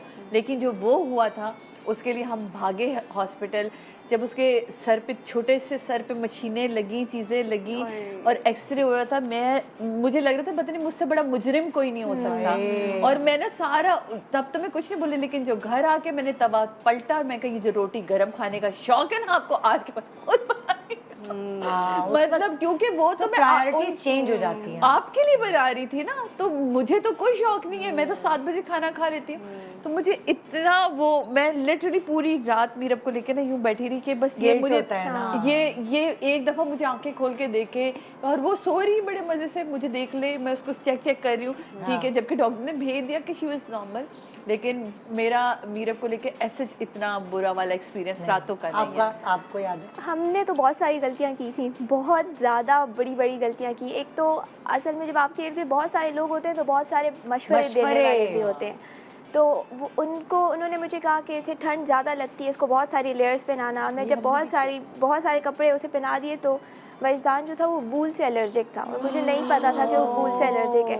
और आपको पता है शुरू में तो हाँ, तो शुरू में वो सारे वो वूल के इसके कपड़े उन्होंने सबने हाथ से सीए, तो उनका शौक था कि ये पहने। हाँ। मैं पहना देती थी तो बहुत सारी लेयरिंग करके ऊपर वूल भी पहना देती, तो ये पूरा उसका एरिया जो था, पूरी बैग जो थी वो पूरी दाने दाने हो गई। तो मुझे नहीं पता चलता था कि किस, मतलब मेरे जहन में ही नहीं आया कि वूल से भी एलर्जी हो सकती है। और आई एम सॉरी, मैं यहाँ एक बात ऐड कर रही हूँ। एक चीज़ होती है STD, उसमें सडन ट्रॉमेटिक डेथ हो जाती है बच्चे की अगर उसको हॉट रशेज़ हो जाए। ऐसा ही और इतना ज़्यादा करने से ना बेबी गेट्स हॉट रशेज़, बिल्कुल, और फिर ये बहुत डेंजरस होता है, बहुत डेंजरस होता है। इसलिए फिर मुझे बाद में पता चला कि आपने 1 लेयर एक्स्ट्रा ऐड करनी होती है, जितनी आपने पहने हुए उससे सिर्फ 1 लेयर मोर, उससे ज़्यादा बच्चे को गर्म नहीं करना। तो वो मैं वूल भी, उसके बाद फिर उसको मैं ब्लैंकेट में भी डालती थी, तो बेचारा बहुत बुरे उसके साथ। एक तो ये हमसे बहुत बड़ी गलती हुई। फिर जैसे आप बता रही हैं, तो मैं और शफात जो थे वो हम लोग जा रहे थे, हमने वीज़ा अप्लाई करना था और कार सीट में हमने वजदान को, अब वो आपको पता है पाकिस्तान में बच्चों को पूरा वो रैप करते हैं ना, वो उसमें कपड़े में पूरा। और उसके बाद हमने कार सीट में वो कार सीट उठाई शफात ने, और वो रोड क्रॉस कर रहे थे और वो रोड पे कार सीट से आपने बेल्ट नहीं बांधी? नहीं बांधी हुई थी, मतलब नहीं बांधी हुई थी, हमें नहीं पता था सारी बातों का। तो बेचारा वो हाथ मूव भी नहीं कर सकता, तो उसका बहुत ज़ोर से सर जो है वो रोड के फुटपाथ पे लगा था। और हमारा सारा फोकस ख़त्म हो गया कि हमने वीज़ा के लिए अप्लाई करना, हमारा इंटरव्यू कॉल थी और शफात वहीं पे रोड पे से लेके ना, बिकॉज़ वो जाहिर से बच्चा था, वो दुख गया, उसका सर भी पूरा मट्टी हो गया। तो शफात वहीं रोड पे रोने लगे बहुत तेज़ कि मैंने अपने बच्चे को कैसे गिरा दिया। और मुझे समझ नहीं आई थी कि वजदान ठीक है कि नहीं है, शफात ठीक है कि नहीं। और किसी तरीके से हमने रोड क्रॉस की, बिकॉज़ रोड के दरमियान में जो पेवमेंट था वहाँ पे ये गिर गया हमसे। और फिर हमने वो कॉल छोड़ के इंटरव्यू की कॉल छोड़ के हम लोग पहले हॉस्पिटल भागे, पहले सारा चेक किया कि ठीक है कि नहीं। फिर उसमें जब इसको जो इंजरीज हुई थी तो उस पर मैंने डिटोल लगा दिया था। वो एक और मैंने तीसरी गलती की थी, वो भी मुझे, तो वो उस बेचारे को रैश पड़ गया, बहुत बुरा बर्न हो गया। तो अगेन डिटोल डायरेक्ट आप नहीं लगा सकते, पानी में भी वो सोक करके आप डाइल्यूट करना पड़ता है, डाइल्यूट भी हो, बेबीज को आप डिटोल नहीं लगा सकते। तो ये हमने बहुत सारे ब्लंडर्स किए थे। और रातों को जगाता था वजदान? बहुत जगाता था, रातों को बहुत जगाता था। इनिशियली कहते हैं, अब ये भी बड़ों की बातें हैं कि जो रात में पैदा होता है वो सारी रात जागता है और जो दिन में पैदा होता है वो सारा दिन सोता है। हमें एक्चुअली मुझे इसलिए ये वाला एक्सपीरियंस नहीं थे कि वहाँ आपको पता है पढ़ाते हैं, आप प्रेगनेंसी में आपको पहले मदरहुड पूरा पढ़ाया जाता है और उसका टेस्ट होता है, आपकी एक एक चीज़ आपको वो वीडियोस देते हैं, वीडियोस देखते हैं और फिर वो डॉक्टर जो है वो माँ बाप से दोनों से वो टेस्ट लेते हैं कि आपने जो पढ़ा है या जो हमने आपको वीडियोस दी वो आपने देखी भी या नहीं देखी है, तो शायद कुछ चीज़ें हमने उससे भी सीखी। बहुत अच्छी बात है, होना चाहिए सबको, बिकॉज इस तरह के लिए जो न्यू पेरेंट्स होते हैं उनको कोई आइडिया नहीं होता, तो वो रात को हमारे तो जगाता 10-10 बच्चे होते तो 10-10 दफा पढ़ाएंगे। नहीं, एक दफ़ा ही पढ़ ले, एक दफ़ा ही पढ़ लें तो टेस्ट पास बहुत बड़ी बात है। अच्छा भाई, तुम बताओ भाई, तुम्हारे तो दो माशाल्लाह, तो वो कैसी रातें जगाई उन्होंने आपको?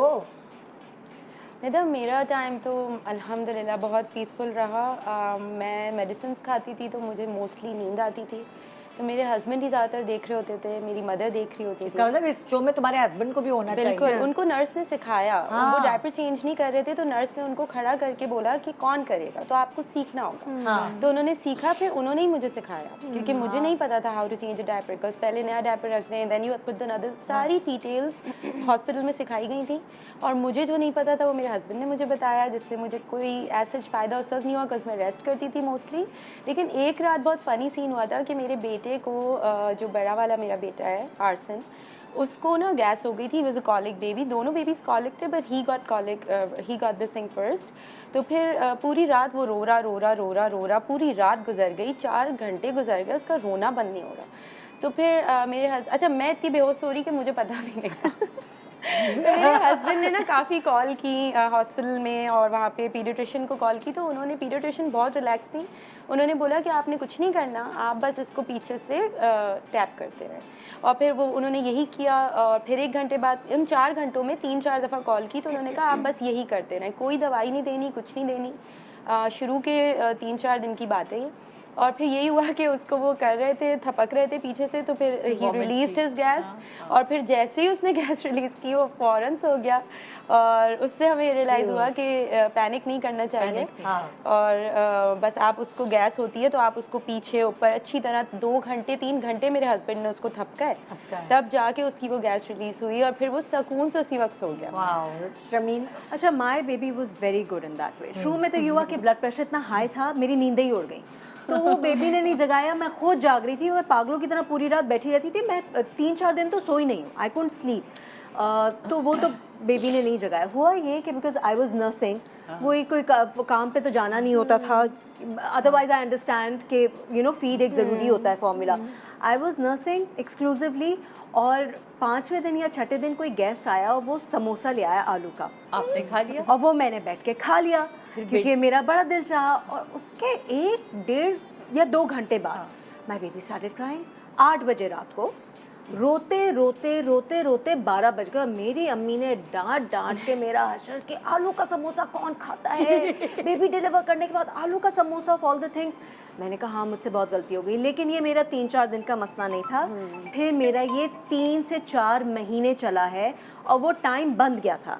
रात को 8 बजे जब रोना शुरू होती थी तो मुझे होता था वो टाइम देखो 8 बज गए, वो इस तरह से रोती थी, और फिर एकदम से उसका रोना बंद होता था। मैं कहती थी टाइम चेक करो, 12 बज गए। 8 से 12 उसके 4 घंटे बन गए थे जिसमें वो नॉन स्टॉप रोती थी। हैबिट थी वो, उसको उस वक्त गैसेस होती थी या कॉलिक बेबी का कोई वो नहीं है, रीज़न नहीं है। आप किसी भी डॉक्टर से पूछें, और मेरे हिसाब से कोई ट्रीटमेंट भी नहीं है, कॉलिक के ड्रॉप्स आते हैं सब, लेकिन मुझे नहीं लगता कि किसी चीज़ से इतना कोई फ़र्क पड़ता है। But no, exercises really help. Exercises हैं जो कॉलिक बेबी दे हेल्प, लेकिन it doesn't cure it. Colic को आप क्योर नहीं कर सकते। फॉर द टाइम बीइंग आपको थोड़ा सा बच्चे को रिलीफ मिल जाएगा, लेकिन फिर वो दोबारा it will set back in, it does not cure it. दूसरी बात ये कि मेरा, क्योंकि मैं एक ही कमरे में रहती थी, एक कमरा था मेरा, तो उसमें हम टीवी भी हमारा वहीं पे था, खाना पीना भी वहीं पे होता था, तो नेचुरली बच्चे की क्लॉक इस तरह से सेट हुई कि रात को बिल्कुल क्वाइट होता था, तो रात भर शी यूज्ड टू स्लीप। और दिन में क्योंकि चहल पहल रहती थी, टीवी चल रहा होता था, तो उसकी क्लॉक इसी तरीके से सेट हुई थी कि दिन में वो जागती थी, अपने नैप्स लेती थी 2 घंटे के 2 दफ़ा, और पूरी रात she used to sleep through. तो इस तरह से आई वाज वेरी लकी कि क्योंकि ऑब्वियसली अब दिन में हम घर में टीवी तो नहीं बंद करके बैठ सकते, या खाना पीना या बातचीत या कोई आ रहा है कमरे में या कोई फ़ोन आ रहा है, you can't stop your life. तो वो एक क्लॉक ये सेट हो बेबी गई के थी लिए भी बहुत बहुत अच्छा होता है, बिकॉज डॉक्टर्स ने हमें वहाँ पे ये गाइड किया कि जब डे होता है तो आप लोग बेबीज़ को इस तरह से रखें कि वो उन्हें रियलाइज हो कि इट्स डे टाइम और अब रात का टाइम हो गया, सो दैट दे नो कि इस अब रात है, so we have to sleep, and it's day time, so we have to wake up. तो वो अच्छा, मेरा हमारा जो- इंटेंशनली नहीं हुआ था, वो नेचुरली मेरा ऐसा बन गया। हमारा तो चक्कर ये था कि लाइक मैं भी बहुत छोटी थी जब मैं पहली दफ़ा माँ बनी हूँ, तो मुझे भी, और मैं बहुत ज़्यादा किचन वगैरह में रहना, इतना घर के काम नहीं, क्योंकि काम करती थी शुरू से और मेरे घर में मेल खानसामा होता था, तो हम किचन विचन में नहीं जाना, तो ये सब चीज़ें ना मुझे इतनी आती ही नहीं थी। एकदम शादी हो गई, एकदम बच्चा हो गया और एकदम सब चीज़ें, वो सलीका इतना नहीं था कि कैसे संभालूँ। तो अब हमारे घर में जो सफाई वाली या बच्ची लड़की रखी हुई थी, वो, अब मैं तो काम नहीं करती थी, बॉटल उसको दी धोने के लिए, मुझे वो भी नहीं आता था कि बच्चे को नर्स कैसे कराना है, मुझे समझ ही नहीं आ रहा था, और मुझे लगता था मेरा बच्चा भूखा रह जाएगा। सो कॉन्शियसनेस में मैंने उसको बॉटल फीड भी लगा दिया, पहले बच्चे को सिर्फ, बाकी दोनों को मैंने अपना लाइक नर्स कराया है, मदर फीड कराया है। सो क्या हुआ कि मेरा बच्चा रोए, हर वक्त रोए, और समझ ही ना आई कि क्यों इतना रोता है, हर वक्त रोता रहे, बाकायदा खानदान में मशहूर हो गया इनका तो बच्चा रोतड़ा है, उसको देखने जाओ तो रोता ही रहता है, रोता ही रहता है, इस तरह ना, और आपको और ना गिल्ट फील हो रही है कि आपके खानदान में जो आपको देखने आ रहा है बच्चे को, वो गोद में उठाए बच्चा रोना शुरू, तो ना एक अजीब सा फील होता है कि यार शर्मिंदगी हो रही है, और जो ससुराल वाले हैं वो देख रहे हैं कि इसको तो संभालना ही नहीं आता, वो उसमें भी एक गिल्ट फील हो रही है, बिल्कुल समझ ही नहीं आ रहा कि हैंडल कैसे करूं, प्रूफ भी करना है कि नहीं मैं अच्छी माँ हूँ और कर भी नहीं पा रही हूँ, वो सारी मिली जुली कैफियत उस वक्त मेरे दिमाग में थी। तो बाद में 2 महीने तक मेरा बच्चा इसी तरह रोता रहा, और फिर मुझे पता चला कि उसको वही गैस प्रॉब्लम होती थी, लेकिन उसको क्यों होती थी, क्योंकि उसकी बॉटल सही साफ नहीं धुलती थी, और जब उसको धुलती नहीं थी, स्टीम नहीं होती होंगी, सही गर्म नहीं पानी होती में थी, नहीं तो होती उसकी वजह से जब ये मैंने पकड़ा कि चक्कर क्या था, ये हो क्या रहा है, क्योंकि मैं तो जॉब भी नहीं करती थी, कुछ भी नहीं, बस हर वक्त उसके साथ बैठी ही रहती थी, उसको देखती रहती थी। अच्छा, और फिर मुझे किसी ने मशवरा दे दिया कि नहीं, बच्चे को डायपर्स नहीं पहनाना, लंगोट बांधना, गॉड, रैश हो जाएंगे। तो मैं 24 घंटे यही करती रहती थी, उसने अभी पिस्सी की, अभी लंगोट चेंज किया, अभी बिस्तर की चादर चेंज की, अभी वो जो उसके नीचे रहता होता है, खुदा की कसम इतनी मैं बोंगी थी मैं अपने आप को पे हंसती हूँ। सेकंड बेबी पे मैंने डायपर्स खरीदे और डायपर्स पहनाए, तो मेरी बच्ची सोती थी, मैं भी रेस्ट कर पाती थी। पहली बच्चे में तो मैंने पता नहीं क्या फजूल मशवरों पे अमल किया। मैं सबको यही कहूँगी कि प्लीज़ पहले से खुद रिसर्च करें, बहुत आपके मुफ्त मशवरे आएंगे। अब तो बहुत आपके पास रिसर्च मौजूद है, और जाहिल लोग आपको मशवरे देंगे, उस वक्त सिर्फ आप सीरियसली जिन्होंने किताब नहीं खोल के देखी वो भी है, बेटा रैशेस हो जाएंगे, लंगोट बांधो। सीरियसली मुझे इतनी हंसी आती है, मैंने लंगोट मैं अपने बच्चे को बताऊं तो क्या मेरा बचपन मुश्किल काम है। माँ की थकन कितनी ज्यादा आप देखें ना, लंगोट धोना, उतारना, फिर चादर बदलना। यार लंगोट के बाद जो नीचे आप डालते हैं प्लास्टिक और एक वो भी धोना, मासी नहीं आ रही तो आप खुद ही धो रहे हैं पागलों की तरह। उसमें तो मासियां भागी जाती है ना, कोई हेल्प नहीं होती। और उसके बाद फिर स्मेल अलग आना, मतलब हाँ वो बहुत ज्यादा मुझे, कोई मेहमान आ रहा है तो आप स्प्रे कर रहे हैं, क्या करें यार। नहीं बच्चे ने वो पिशी कर स्मेल दिया ऐसी होती है कि वो आपके मैट्रेस में वो बैठ जाती जबकि है। आप- and I have experience this, मैं किसी के घर गई हूँ जो इस चीज़ में नहीं बिलीव करते, पैम्पर्स में बहुत मुश्किल हो जाता था जबकि उस आप घर में डायपर्स बैठना। अफोर्ड कर सकते हैं, मगर फिर भी सिर्फ बड़े बुजुर्गों की, कुछ ऐसे लोग जो पुराने जमाने के हैं उनके आके के रैशेस तो बच्चे के वैसे ही हो जाएंगे जब उसको गीला लगेगा तो। हाय क्या याद नहीं। और डायपर्स जो होते हैं ना निदा, वो ब्रीदेबल होते हैं। डायपर्स आर ऑलवेज नहीं, अगर ब्रीदेबल। आप जल्दी चेंज करें रैशेस नहीं होते नहीं, यार, नहीं, गलत बिल्कुल कॉन्सेप्ट है। हाँ, बिल्कुल। गलत कॉन्सेप्ट है, बच्चा सोता ही नहीं, फौरन उसने पिशी की वो गीला हुआ तो जी उड़ गया। तो हमारी तो रातें बहुत जगते हुए, मेरे हल्के अभी के नहीं तब के पड़े हुए। मॉर्निंग पाकिस्तान।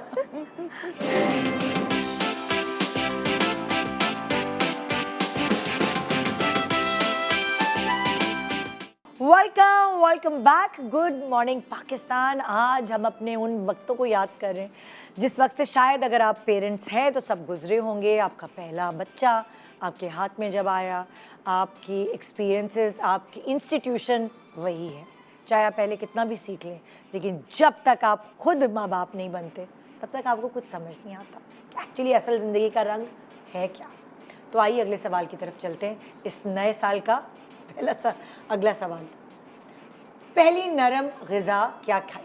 अच्छा, अब ये भी हम ऐसा लगता है जब हम पहली दफ़ा माँ बनते हैं हमें ऐसा लगता है और दुनिया में कोई माँ ही नहीं है, बस हम ही माँ हैं।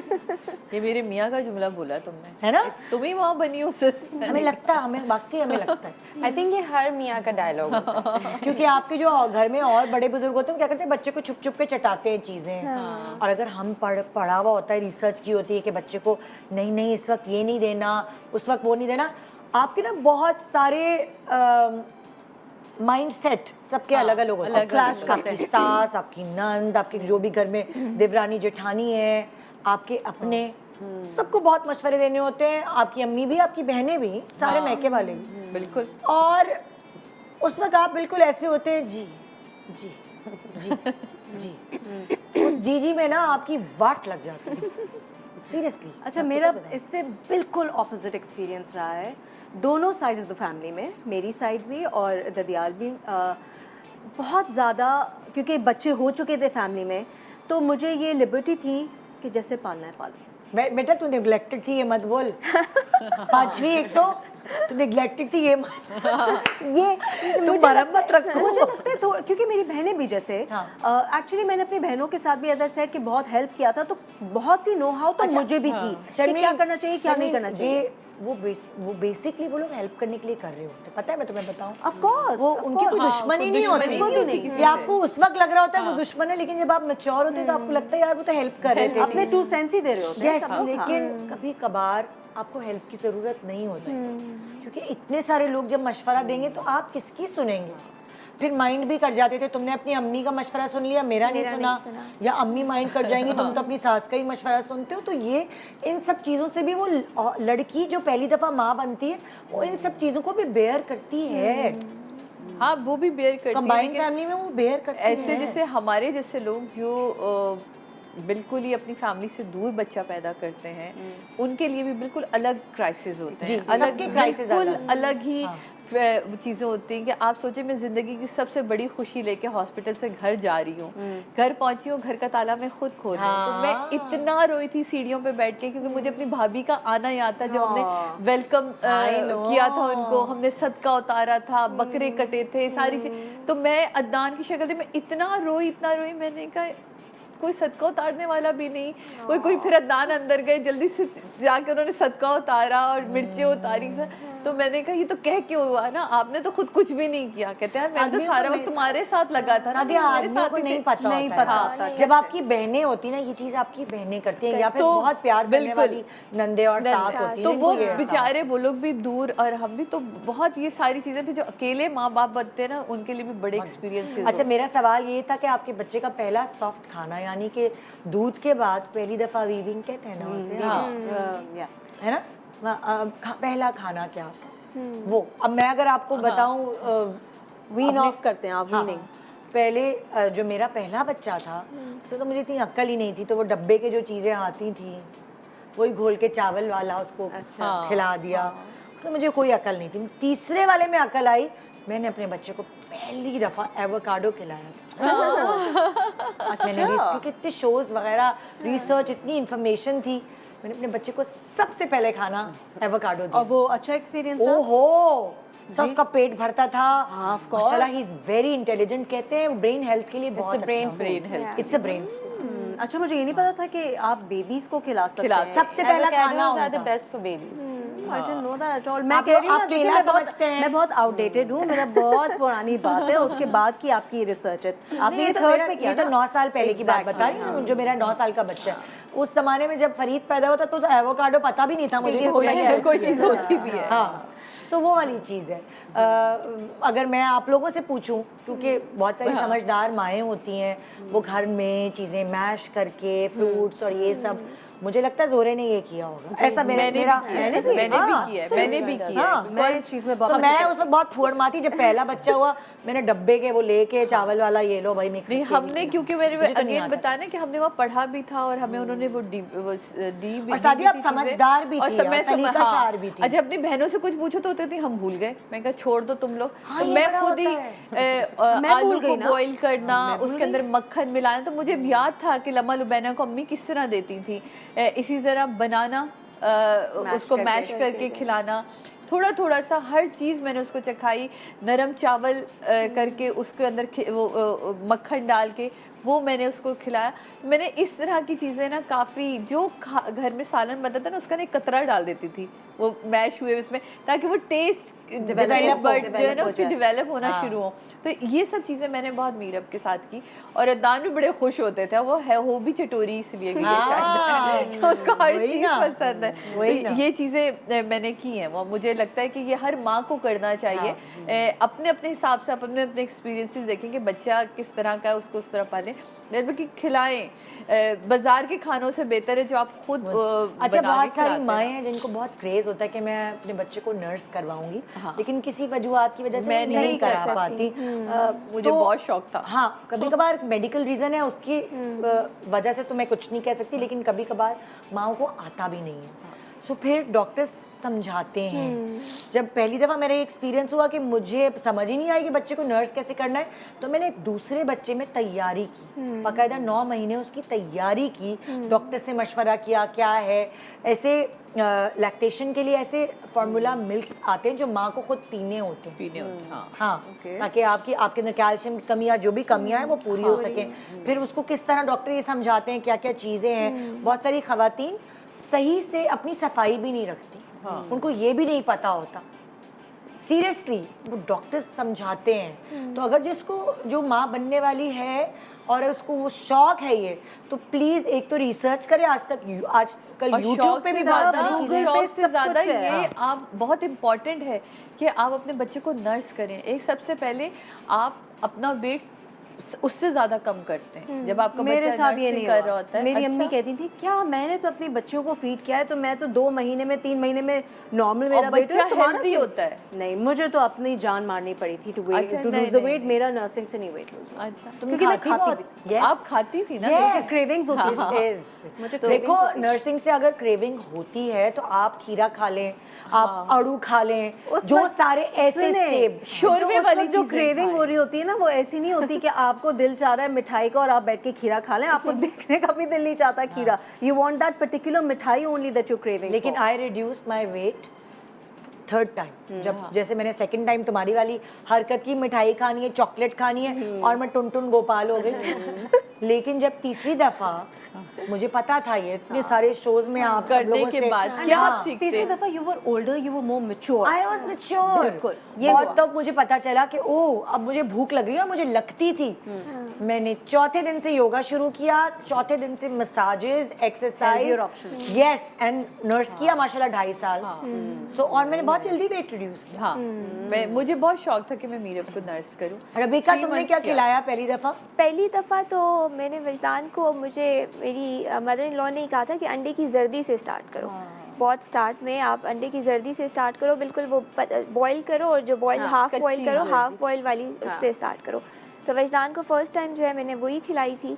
और फिर लेटर ऑन में क्योंकि अपना फीड भी नर्स भी करती थी और खा लेता था। हाँ, जब 6 मंथ्स का था जब इसको मैंने स्टार्ट की थी, तो इसने थोड़ी बहुत, बिकॉज अंडे की जर्दी आपने फुल तो नहीं देनी होती, वो थोड़ी सी 1-2 स्पून पानी की तरह की 1-2 स्पून भी मैंने भी आपने अपने बेटे खिलाई को दी। इसी तरह मुझे भी किसी ने समझाया था, वो खाता नहीं था। फिर मैंने क्या गलती की मैं आप सबको बताऊं, फिर मैं उसको टांगों के बीच में पकड़ के ना ऐसे लिटा के और उसको खिला रही थी। मेरे बच्चों को नफरत है अंडे से। यही होता है।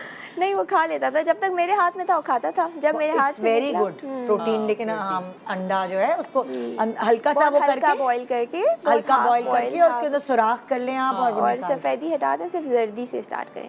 तो वो सबसे पहली ग़िज़ा थी, पहली खिताब हुई थी। और ज़ोरा तुमने क्या किया पहली ग़िज़ा? मैंने अपने बेटों के लिए खीर बनाई थी और खीर बना के उनको मैंने फर्स्ट टाइम। वाह, ये पहली दफा सुन रही हूँ, शादी के बाद पहली दफा खीर में हाथ डालते, बच्चे के बाद भी मेरी खीर बनाते। ख्वाहिश थी निदा कि शादी के बाद मैं ना अगले दिन खीर बनाऊं और सब बैठ के खाएं, लेकिन ये ट्रेडिशंस अब इस तरह से ना फॉलो अप होते नहीं है। मैं बहुत ट्रेडिशनल हूँ, मुझे बहुत अच्छा लगता है ये हमारी रिवायतों को तुमने लेके कहा आप बच्चे के पैदा होने पे हाँ, करने तो पे फिर मैंने उनके नहीं, उनको जो फर्स्ट मील देना था तो मैंने ये खीर बनाई थी, उसमें मैंने चांदी का वर्क भी छोटे छोटे से अल्लाह लगा और ड्राई फ्रूट्स भी बिल्कुल पाउडर कर दिए थे। पाउडर कर दी। और मैंने मुझे बस ये सुनो, पहली गजा इतनी हैवी उठा के दे दी। थोड़ा थोड़ा ब्लेंडेड था ना बिल्कुल, और थोड़ी पतली बनाई थी। नुक्ता तो खाया ही थोड़ा होगा ना, थोड़ा वो सा भी उन्होंने खा खाया था, मगर दैट वाज रियली क्यूट। वाह। और उसके बाद ज़्यादातर घर की चीज़ों पे ही घर की रखा। चीज़ों। मैंने सिरलैक नहीं खिलाया। आई मेड श्योर कि सिरलैक ना हो, जो हो वो घर पे ही हो। हाँ, अच्छा, क्योंकि मैं अपने पीडियाट्रिशियन की डायरेक्शंस को फॉलो कर रही थी, तो उन्होंने मुझसे कह दिया था कि 6 महीने तक बच्चे को कोई ज़रूरत नहीं है वीन ऑफ करने की। आप यू जस्ट कीप फीडिंग, और उसके 6 महीने के बाद आप। तो मेरी अम्मी का भी यही था कि अम्मी का बड़ा फर्म बिलीव है एग्स न्यूट्रिशन का पार्ट होना चाहिए। तो अम्मी ने चखाया था जैसे एग फ्राई करके उसकी जो योक जो बीच की होती है ना, उसको तोड़ के बस जैसे नुक्ता टेस्ट कराना।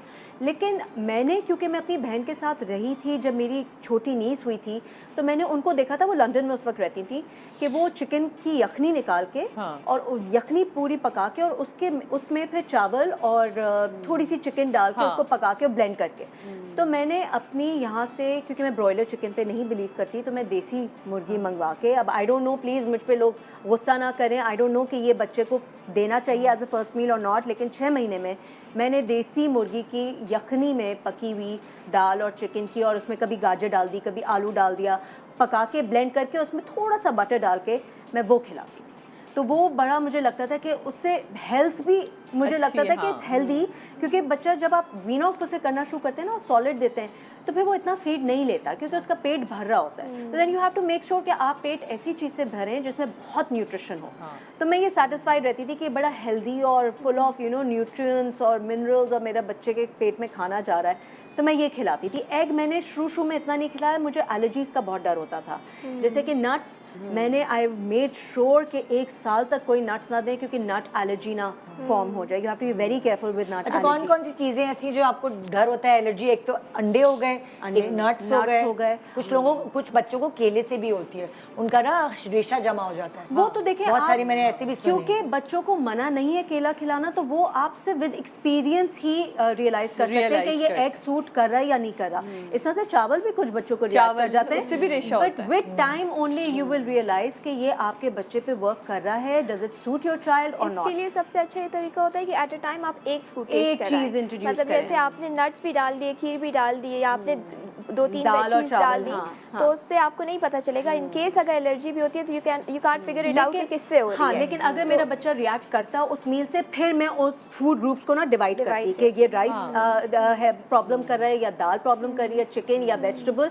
लेकिन वो क्योंकि अल्हम्दुलिल्लाह बहुत अच्छी तरीके से डाइजेस्ट हो गई, तो मुझे उस प्रोसेस से गुजरना नहीं। अच्छा, अब मैं आपको अपना एक्सपीरियंस बताती हूँ, क्योंकि मैं बिल्कुल रॉ थी, मुझे कुछ नहीं पता था। तो मेरे बच्चे के शायद 1-1.5 महीने बाद, पैदा होने के बाद हम सेपरेट हो गए थे। सारे भाई और सब अलग हो गए थे। तो अब नया घर, सब अकेली, कुछ पता नहीं। सो मुझे एक सराय की औरत थी जो मेरी हेल्प करने के लिए पूरे घर का काम भी करती थी। छोटा सा अपार्टमेंट था हमारा, और वो बच्चे में हेल्प करती थी। वो बहुत सलीकाशार थी।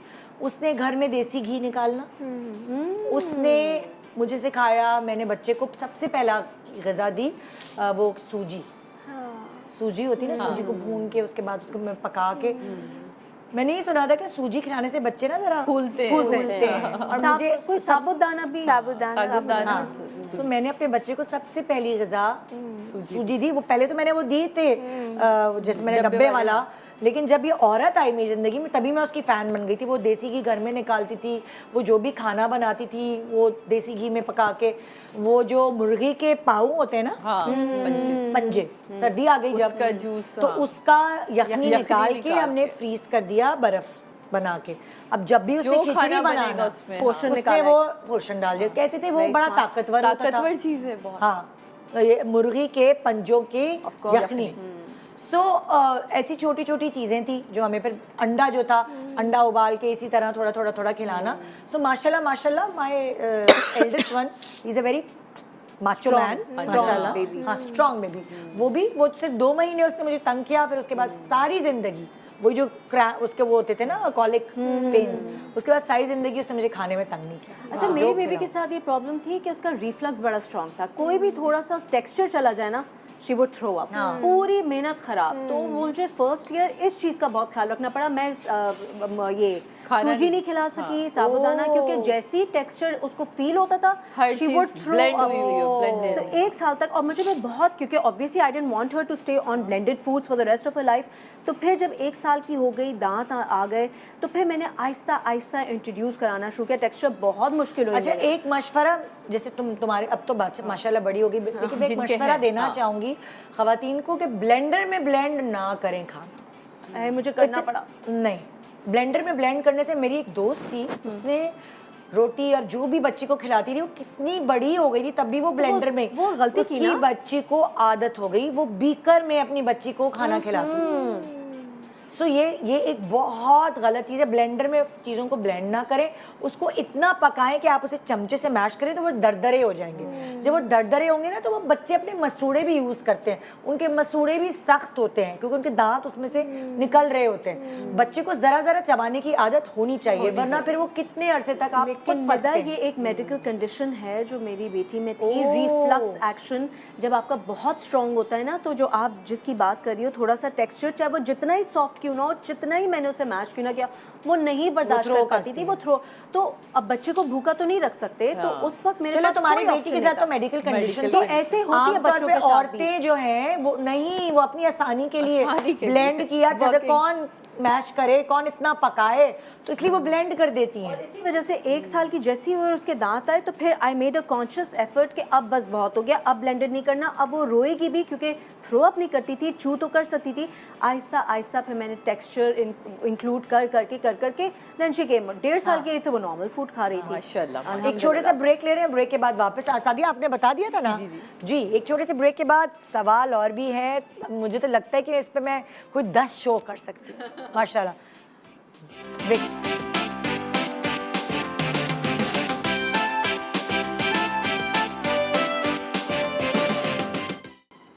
Welcome back. Good morning Pakistan. आपको साल का पहला दिन बहुत बहुत मुबारक. अल्लाह सारी आपकी ख्वाहिशें पूरी करे इस साल इंशाल्लाह. और अब हम अपनी लड़कियों की अगले सवाल की तरफ चल रहे हैं. देखें, आपको हर वक्त जवान रहना चाहिए और आप लड़की हैं, है ना? आप लड़की हैं, बिल्कुल. इस साल आप सब भी यही सोचें, चाहे आपकी कितनी भी उम्र हो, लेकिन आप शीशे के आगे जा और कहें मैं लड़की हूँ. आप वही फील करेंगी इस साल, देख लीजिएगा. ओके जी, अगला सवाल. बच्चे का सर्दी बच्चे का सर्दी का पहला मौसम. हमारे बच्चे को तो भाई वही, जैसे आप पहले बता रही थी, मेरे पहले बच्चे की जब पहली सर्दी आई तो मैंने उसे टोपी भी पहना. बुखार हुआ उसे, नज़ला खांसी ज़ुकाम हुआ, मैंने उसे टोपी भी पहना दी, मैंने उसे मौजे भी पहना दिए, और उस वक्त उसको फीड करा रही होती थी. जबकि फीड कराते हुए कहते हैं कि दोनों में से एक चीज़ खुली होनी चाहिए. ये नहीं मुझे पता. Very important. तो मेरे बच्चे को पट्टियाँ रखनी पड़ी, उसको इतना बुखार हो गया, उसको हॉस्पिटल ले जाना पड़ा. उसको वो लगी, कैनुला लगा और वो ड्रिप लगी. ये वो बहुत बुरी सर्दी थी. और वहाँ माँ गिल्ट क्यों? क्योंकि सबकी नज़रें मुझ पे थी कि मैं, मुझे तुम्हारी वजह से हुआ. और आपके इर्द गिर्द के लोग ही आपको ये एहसास दिलाते हैं. पहले ही आप इतने गिल्टी होते और आपकी उस वक्त बहुत बुरी हालत होती है क्योंकि आपका बच्चा बीमार है, आप रातों को सोए नहीं है, आप उसको जाग के वो खांस रहा है. लेकिन माँ के साथ ये बड़ी ज़्यादती होती है कि फिर इर्द गिर्द के भी सारे लोग यूँ देख रहे होते हैं, उसको समझ आ रही होती है. सही बात है. और जुमला भी मार जाते हैं कुछ लोग. मैंने बेयर किया ये सब चीज़, मैंने बेयर किया. सो वो एक माँ गिल्ट अलग, एक रातों को जागना अलग, और वो भयानक सर्दी कभी नहीं भूल सकती. अच्छा, इतनी सर्दी थी? नहीं, मतलब इन द सेंस सर्दी, वो ट्रॉमेटिक सर्दी थी. वो ट्रॉमेटिक सर्दी थी बिल्कुल. कि वो मेरी एक मेमोरी में बुरी याद की तरह सेव है कि हॉस्पिटल जाना, फिर मेरा वहाँ यहाँ से फड्डा हो जाना. हाय अल्लाह, क्या क्या बोल दी हूँ. लेकिन नहीं, सीरियसली माँ बाप जब यंग होते हैं ना, तो उनको समझ नहीं आ रहा होता मैनेज कैसे करना.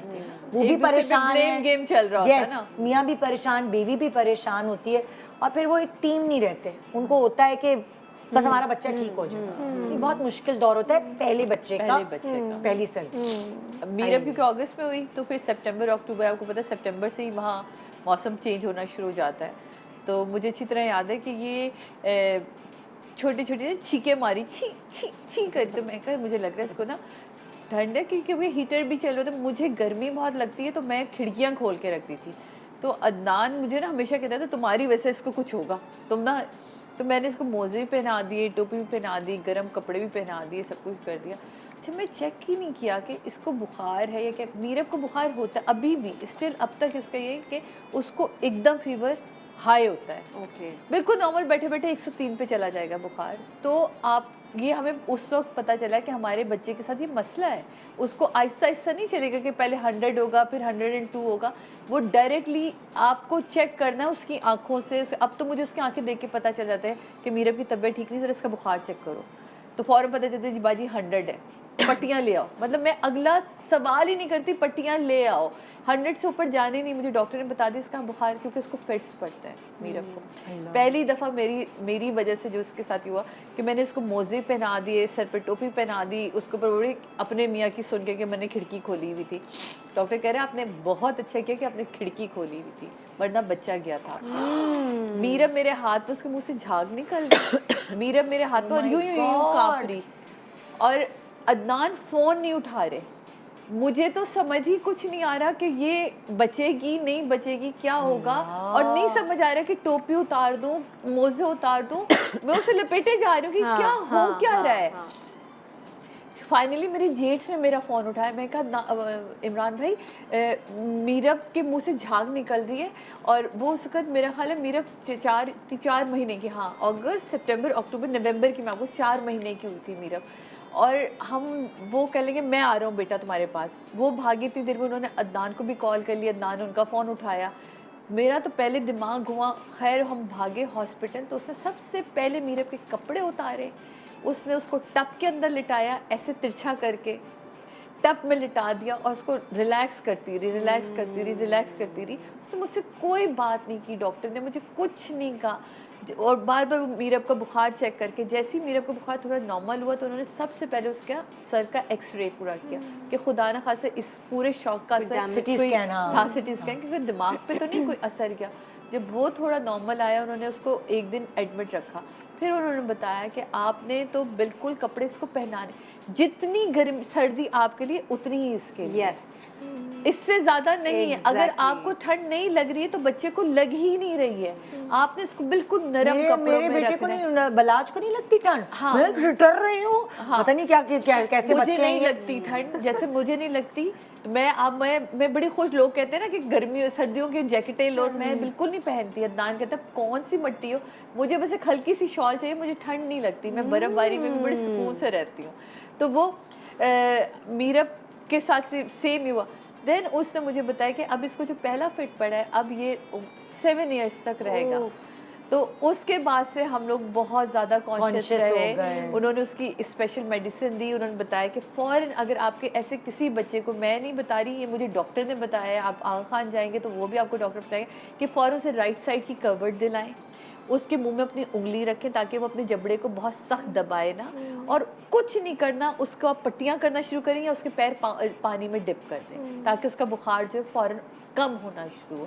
इससे ज़्यादा कुछ इस हम तो ये करते हैं ना, पट्टियाँ रखना शुरू हो जाते हैं, लेकिन ये लेटेस्ट है जो आप ठंडे पानी की नहीं रखते। पट्टियाँ हमेशा टैप वाटर जो नॉर्मल पानी है, रूम टेम्परेचर। हम तो बर्फ के पानी के वेरी शॉकिंग, वेरी शॉकिंग। आप शॉक फैक्टर है, तो आप ठंडा पानी एकदम से बहुत ज्यादा रिएक्ट करता है। और बच्चे को नहलाना भी है तो नॉर्मल, आपको लग रहा है कि अगर उसका बुखार बहुत, इससे मैं मीरब को फौरन नहला देती हूँ। 100-200 ऊपर गया तो मैं उसे नहलाती हूँ, लेकिन मैं पानी को पहले बाल्टी में निकालती हूँ, उसे नॉर्मल होने देती हूँ, फिर उसको वहीं बिठा के, वो कांप रही होती है, आपको लगेगा आपको बच्चा कांप रहा है बहुत है, लेकिन वही उसका बुखार उतर रहा होता है। अब मैं मीरब को खुद ठीक कर लेती हूँ, लेकिन वरना कितनी दफ़ा मैं यहाँ से भागी हूँ, आलिया भागी मॉर्निंग शो से, इनके मुझे अच्छी तरह याद है, क्योंकि मैं घबरा जाती थी और मैं आला मुझे कुछ समझ नहीं आ रहा, तो मैं साउथ सिटी भागती थी और यहाँ से आलिया भागती थी, क्योंकि मुझसे नहीं हैंडल होती थी। आलिया बहुत बात मुझे सिखाया जी। अदनान पैदा ही फेब में हुआ था और पेशावर की ठंड बहुत शदीद वाली ठंड होती है। और तुम्हारा ये हाल। हाँ जी, और उसके बाद फिर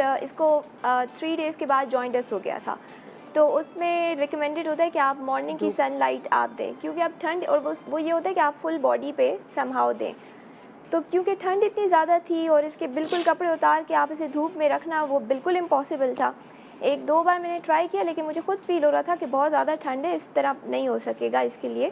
तो मुझे याद है मेरे जो छोटा देवर है वो मेरे लिए ब्लू लाइट घर में ले आया था कि आप घर में ब्लू लाइट लेके और उसके अंदर आप उसको सारा कुछ करके, बिकॉज आपको ब्लू रेस चाहिए होती हैं जॉइंटस को ट्रीट करने के लिए। लेकिन बहुत मुश्किल ठंड गुजरी थी। फर्स्ट बेबी की फ़र्स्ट ठंड जो है वो बड़ी डिफ़िकल्ट होती है। वूल एलर्जी भी उसे हो गई थी, जॉइंटस भी हो गया था, तो बड़े टफ टाइम देखा। जिनके बच्चे गर्मियों में पैदा होते हैं वो बहुत लकी है। और बाय द टाइम सर्दियाँ आती हैं थोड़े बड़े हो जाते हैं तो हैंडल हो जाते हैं। मेरे बच्चे तीनों गर्मी की पैदाइश हैं, अप्रैल, मार्च, जुलाई। प्लान करें बच्चे गर्मियों में पैदा हों। इतनी ठंड लग जाती है, हाँ, शिवर कर रहे होते हैं जब आप उनका नापी चेंज करते हैं। बहुत मुश्किल होता है उनको। हाँ बहन, तुम्हारे कब पैदा हुए थे, कौन से month? It was April 23rd. अच्छा, April in almost summer but US में पैदा हुए थे तो उनको बिल्कुल भी नॉर्मल, बिल्कुल सर्दी एज सच उनको नहीं, मुझे नहीं लगता कि जैसे यहाँ केयर की जाती है वहाँ तो इस तरह नहीं होता। नॉर्मली होता है, बस थोड़ा बहुत वार्म कर लिया अपने आप को और बच्चों को भी। और तो तुम किस शहर में रहती हो? I was in Ellicott City, Maryland. अच्छा। तो वहाँ पे वहाँ का कैसा टेम्परेचर? वहाँ पे जिस वक्त ये पैदा हुए उस वक्त स्प्रिंग स्टार्ट हुआ था तो बहुत प्लेजेंट था। नहीं, जैसे न्यूयॉर्क का टेम्परेचर हमें पता है, बड़े बड़े जो दूसरे शहर हैं उनका टेम्परेचर पता है, इसका टेम्परेचर कैसा होता है? अच्छा, टेम्परेचर का निदा एज सच मुझे नहीं पता, बट हमेशा बहुत माइनस में होता था। इतना मुझे याद नहीं है एज सच। मेरी काफ़ी उस टाइम की मेमोरी इज़ गॉन, क्योंकि मैं मेडिसिन लेती थी तो वो मेडिसिन इतनी हैवी थी कि आपको उस टाइम की काफ़ी चीज़ें मुझे नहीं याद। तो वो कौन सी मेडिसिन है जो? आई डोंट नो, डॉक्टर ने ये प्रेगनेंसी में हुई? After delivery. After delivery? Yes. और तुमने अपनी मेमोरी मतलब लाइक थोड़ा तुम लॉस कर गई हो? नहीं, I won't say memory loss, लेकिन थोड़ी थोड़ी थी कि मोस्टली आप मेडिसिन खा रहे हो, सो रहे हो, रेस्ट कर रहे हो, आपकी बॉडी रिकवर कर रही है, तो you won't have an exact memory. बहुत सारी चीज़ें आपको भूल जाती हैं। जैसे फॉर एग्जांपल जब मैं रात सर्दी तुम्हें याद नहीं? सर्दी मुझे याद है ऑब्वियसली, मैं बता तो रही हूँ, बहुत प्लेजेंट था उनके लिए। वो प्लेजेंट था, बहुत प्लेजेंट था, क्योंकि अमेरिका में पैदा हुए थे जब मैं प्रेग्नेंट थी। पहली सर्दी का मकसद है जो तुम्हारे बच्चों जब को दिसंबर आया होगा, सितंबर आया उनकी पहली सर्दी आया होगा, वो वाली सर्दी। हाँ, मेरा सवाल मेरा भी समझी अगस्त नहीं में हो। हुई ना, तो मैंने सितंबर का वाकया बताया कि जब वो हुआ था। हाँ, तो वो तो इट वाज वेरी स्मूथ, बस उनको कवर रखा और बीमार अल्हम्दुलिल्लाह नहीं पड़े। दोनों की अच्छी टेक केयर की, एवरीथिंग वाज गुड।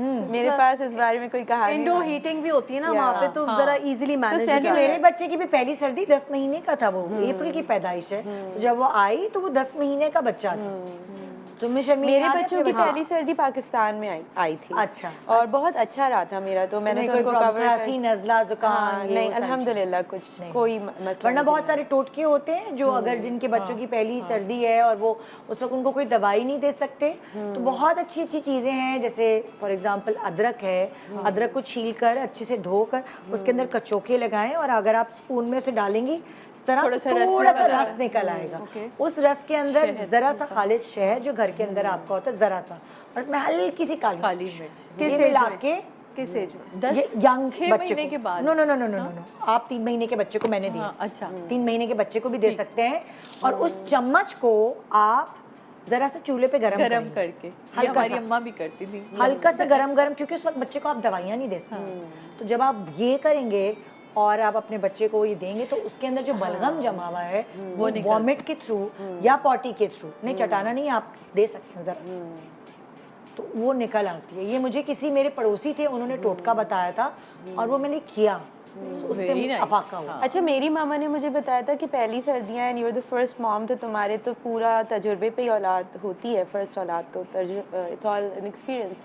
तो उन्होंने मुझे ये गाइड किया था कि ड्राई वाटर जब दो तो नीम गरम चम्मच को गरम करके फिर देना, क्योंकि मौसम चेंज हो रहा है तो झकराव हो सकता है। तो वो मैंने एहतियात की थी और एहतियात के साथ तो उसने बहुत हेल्प की थी। जी हाँ शर्मीन, तुम्हें कुछ याद है? My daughter was born on the 30th of October, मतलब नवंबर स्टार्ट था। तो वो सर्दी आए या ना आए, सर्दी वाला महीना है। तो इधर मेरी अम्मी ने, क्योंकि ऑब्वियसली सबका अपना एक्सपीरियंस होता है, अम्मी ने कहा नहीं रैप करना है। तो एक पहले वेस्ट होती थी, फिर वुलन वेस्ट होती थी, फिर ऊपर वो रॉम्पर होता था फुल और ऊपर कैप, और फिर जब आपने बच्चे को रैप भी करना होता रैपिंग शीट में, तो वो मैं देखती थी वो बड़ा डिस्टर्ब सोती थी ना, इधर कभी उठ रही है फिर सो रही है फिर, और एकदम से रेड हो जाती थी और थोड़ा सा उसकी स्किन पे रैश।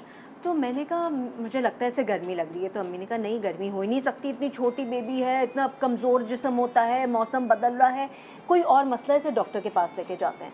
तो मैं अपने पीडियाट्रिशियन के पास लेके गई, मैंने कहा कि वो इस तरह से देखें बॉडी रैश भी है और सोती नहीं है ये वो। तो ही लुक्ड एट मी और उन्होंने पहले रैपिंग शीट खोली, फिर रॉम्पर खोला, फिर उन्हें वुलन वेस्ट देखी, फिर अंदर वेस्ट देखी। उन्होंने कहा बीबी तुम लॉन के सूट में आई हुई हो, इससे तुमने 5-5 लेयर्स किस लिए पहनाई हुई हैं? जब तुम्हें नहीं सर्दी लग रही तो इस बच्चे को क्यों लगेगी? तुम ज़्यादा से ज़्यादा इसे एक वेस्ट और एक रॉम्पर और एक रैपिंग शीट, क्योंकि बच्चे को वो टाइट फीलिंग ज़रूरी होती है तो फील सिक्योर, ये करो। इतनी वुलन वेस्ट भी तो टोपी भी इतनी woollen, obviously she is not going यही टू ना बेचारी पहली दफ़ा माओ को नहीं पता, मुझे तो नहीं सर्दी आई है, कितना पहनाना है, कितना उड़ाना है, कहाँ रखना है, लेकिन क्या फिर नहीं। उस पे ये हुआ कि क्योंकि अम्मी हैड गॉन विद मी और अम्मी ने ये बात सुनी, तो अम्मी also felt so bad, she felt guilty कि देखो वो बात हो रही थी। तो अम्मी ने कहा भाई ज़माना बहुत चेंज हो गया है, सारी रिसर्च चेंज हो गई है, हम आउटडेटेड हो गए, अब तुमने वो करना है जो तुम्हारा पीडियाट्रिशियन कहेगा। तो फिर कम्प्लीटली एवरीबडी बैक्ड ऑफ कि नहीं, with times you know things keep changing. तो अब आपने जो आपको डॉक्टर बोल रहा है आप वो करें ताकि हमें भी गिल्ट ना हो कि हमने गलत कोई चीज़ करवा दी है। दूसरी बहुत रिसर्चेस हैं, अब तो गूगल और ये वो सारी कहानियाँ, यूट्यूब वीडियोस, ये इसके बातें उसके बातें, बहुत चीज़ें अवेलेबल हैं। तो माओ को तो इस वक्त उनकी नानियाँ दादियाँ एक अलग बात होती है, उनके मशवरे, और जो बुज़ुर्ग हैं उनके मशवरे अलग हैं। लेकिन प्लीज़ ये एक जुमला बड़ा तकलीफ दे जुमला होता है जो बड़े बुज़ुर्ग बच्चियों को कह देते हैं, हमने तो इतने बच्चे पाल लिए, हमने तो ऐसा कर लिया, हमने तो वैसा कर लिया, इनसे नहीं हो रहा। कंपैरिजन मत क्या करें, आपके अपने लोग हैं जिनसे आप कंपैरिजन कर रहे हैं। तो ये जुमला ही बहुत तकलीफदेह होता है उस वक्त जब माँ हर चीज़ सीख रही होती है, उसको नहीं अच्छा लगता ये जुमला सुनना कि हमने ये कर लिया तो तुम क्यों नहीं कर पा रही।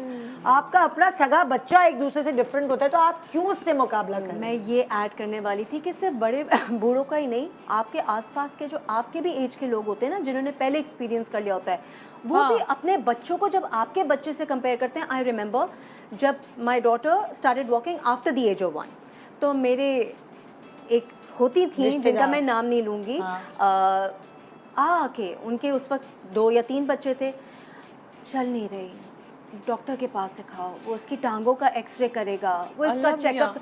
और मैं इतना ट्रॉमेटाइज होती थी कि is there something wrong with her, is there something. और उससे अपनी फर्स्ट बर्थडे के आई थिंक 1 या 2 दिन बाद शी टुक फर्स्ट स्टेप्स। और फिर मुझे अंदाजा हुआ कि इट रियली डजंट मैटर कि हर बच्चा अपना हर माइलस्टोन डिफरेंट एज में, 2 बहन भाई भी एक एज पे नहीं करते हैं। सो प्लीज बिल्कुल ये परेशान प्रेशर मॉम्स पे ये प्रेशर मत डाला करें कि मेरे बच्चे ने तो ये कर लिया था, तुम्हारे बच्चे ने अभी तक नहीं किया, there must be something wrong. ये टाइम ज़िंदगी का बहुत क्रूशियल टाइम होता है जब आपकी नई नई शादी हुई, नया नया बच्चा हुआ, आप अपनी लाइफ सेट कर रहे होते हैं, आपकी प्रोफेशन में आपकी लाइफ सेट नहीं हुई होती, नया प्रोफेशन, नया हस्बैंड, नया घर, नया बच्चा, ओह जो कुछ चल रहा होता है ना एक औरत के अंदर, ये सिर्फ वही जान सकती है। सो आसपास के लोग थोड़ा उससे प्यार करें, मोहब्बत करें और उसे जज ना। और इन सब फैक्टर्स के साथ साथ जो उसकी बॉडी के अंदर हार्मोनल जो इम्बैलेंस हुआ होता है, वजन बढ़ना, वजन घटना, जो और औरत के दिमाग को उसने घुमाया हुआ होता है उस इम्बैलेंस से, तो प्लीज उसका भी ख्याल रखें, क्योंकि सबसे मेजर जो फैक्ट है ना वो ये है जो पोस्ट आज डिप्रेशन। आपके लिए मैं न्यू ईयर रेजोल्यूशन दे रही हूँ कि 2024 में वो कड़वे कसीले जुमले जो शायद आपने पहले बोले होंगे, खास तौर पे उन बच्चियों को जो नई माएँ बनी हैं, इस साल नहीं बोलिए। गुड मॉर्निंग पाकिस्तान एंड खुदा हाफिज़, हैप्पी न्यू ईयर।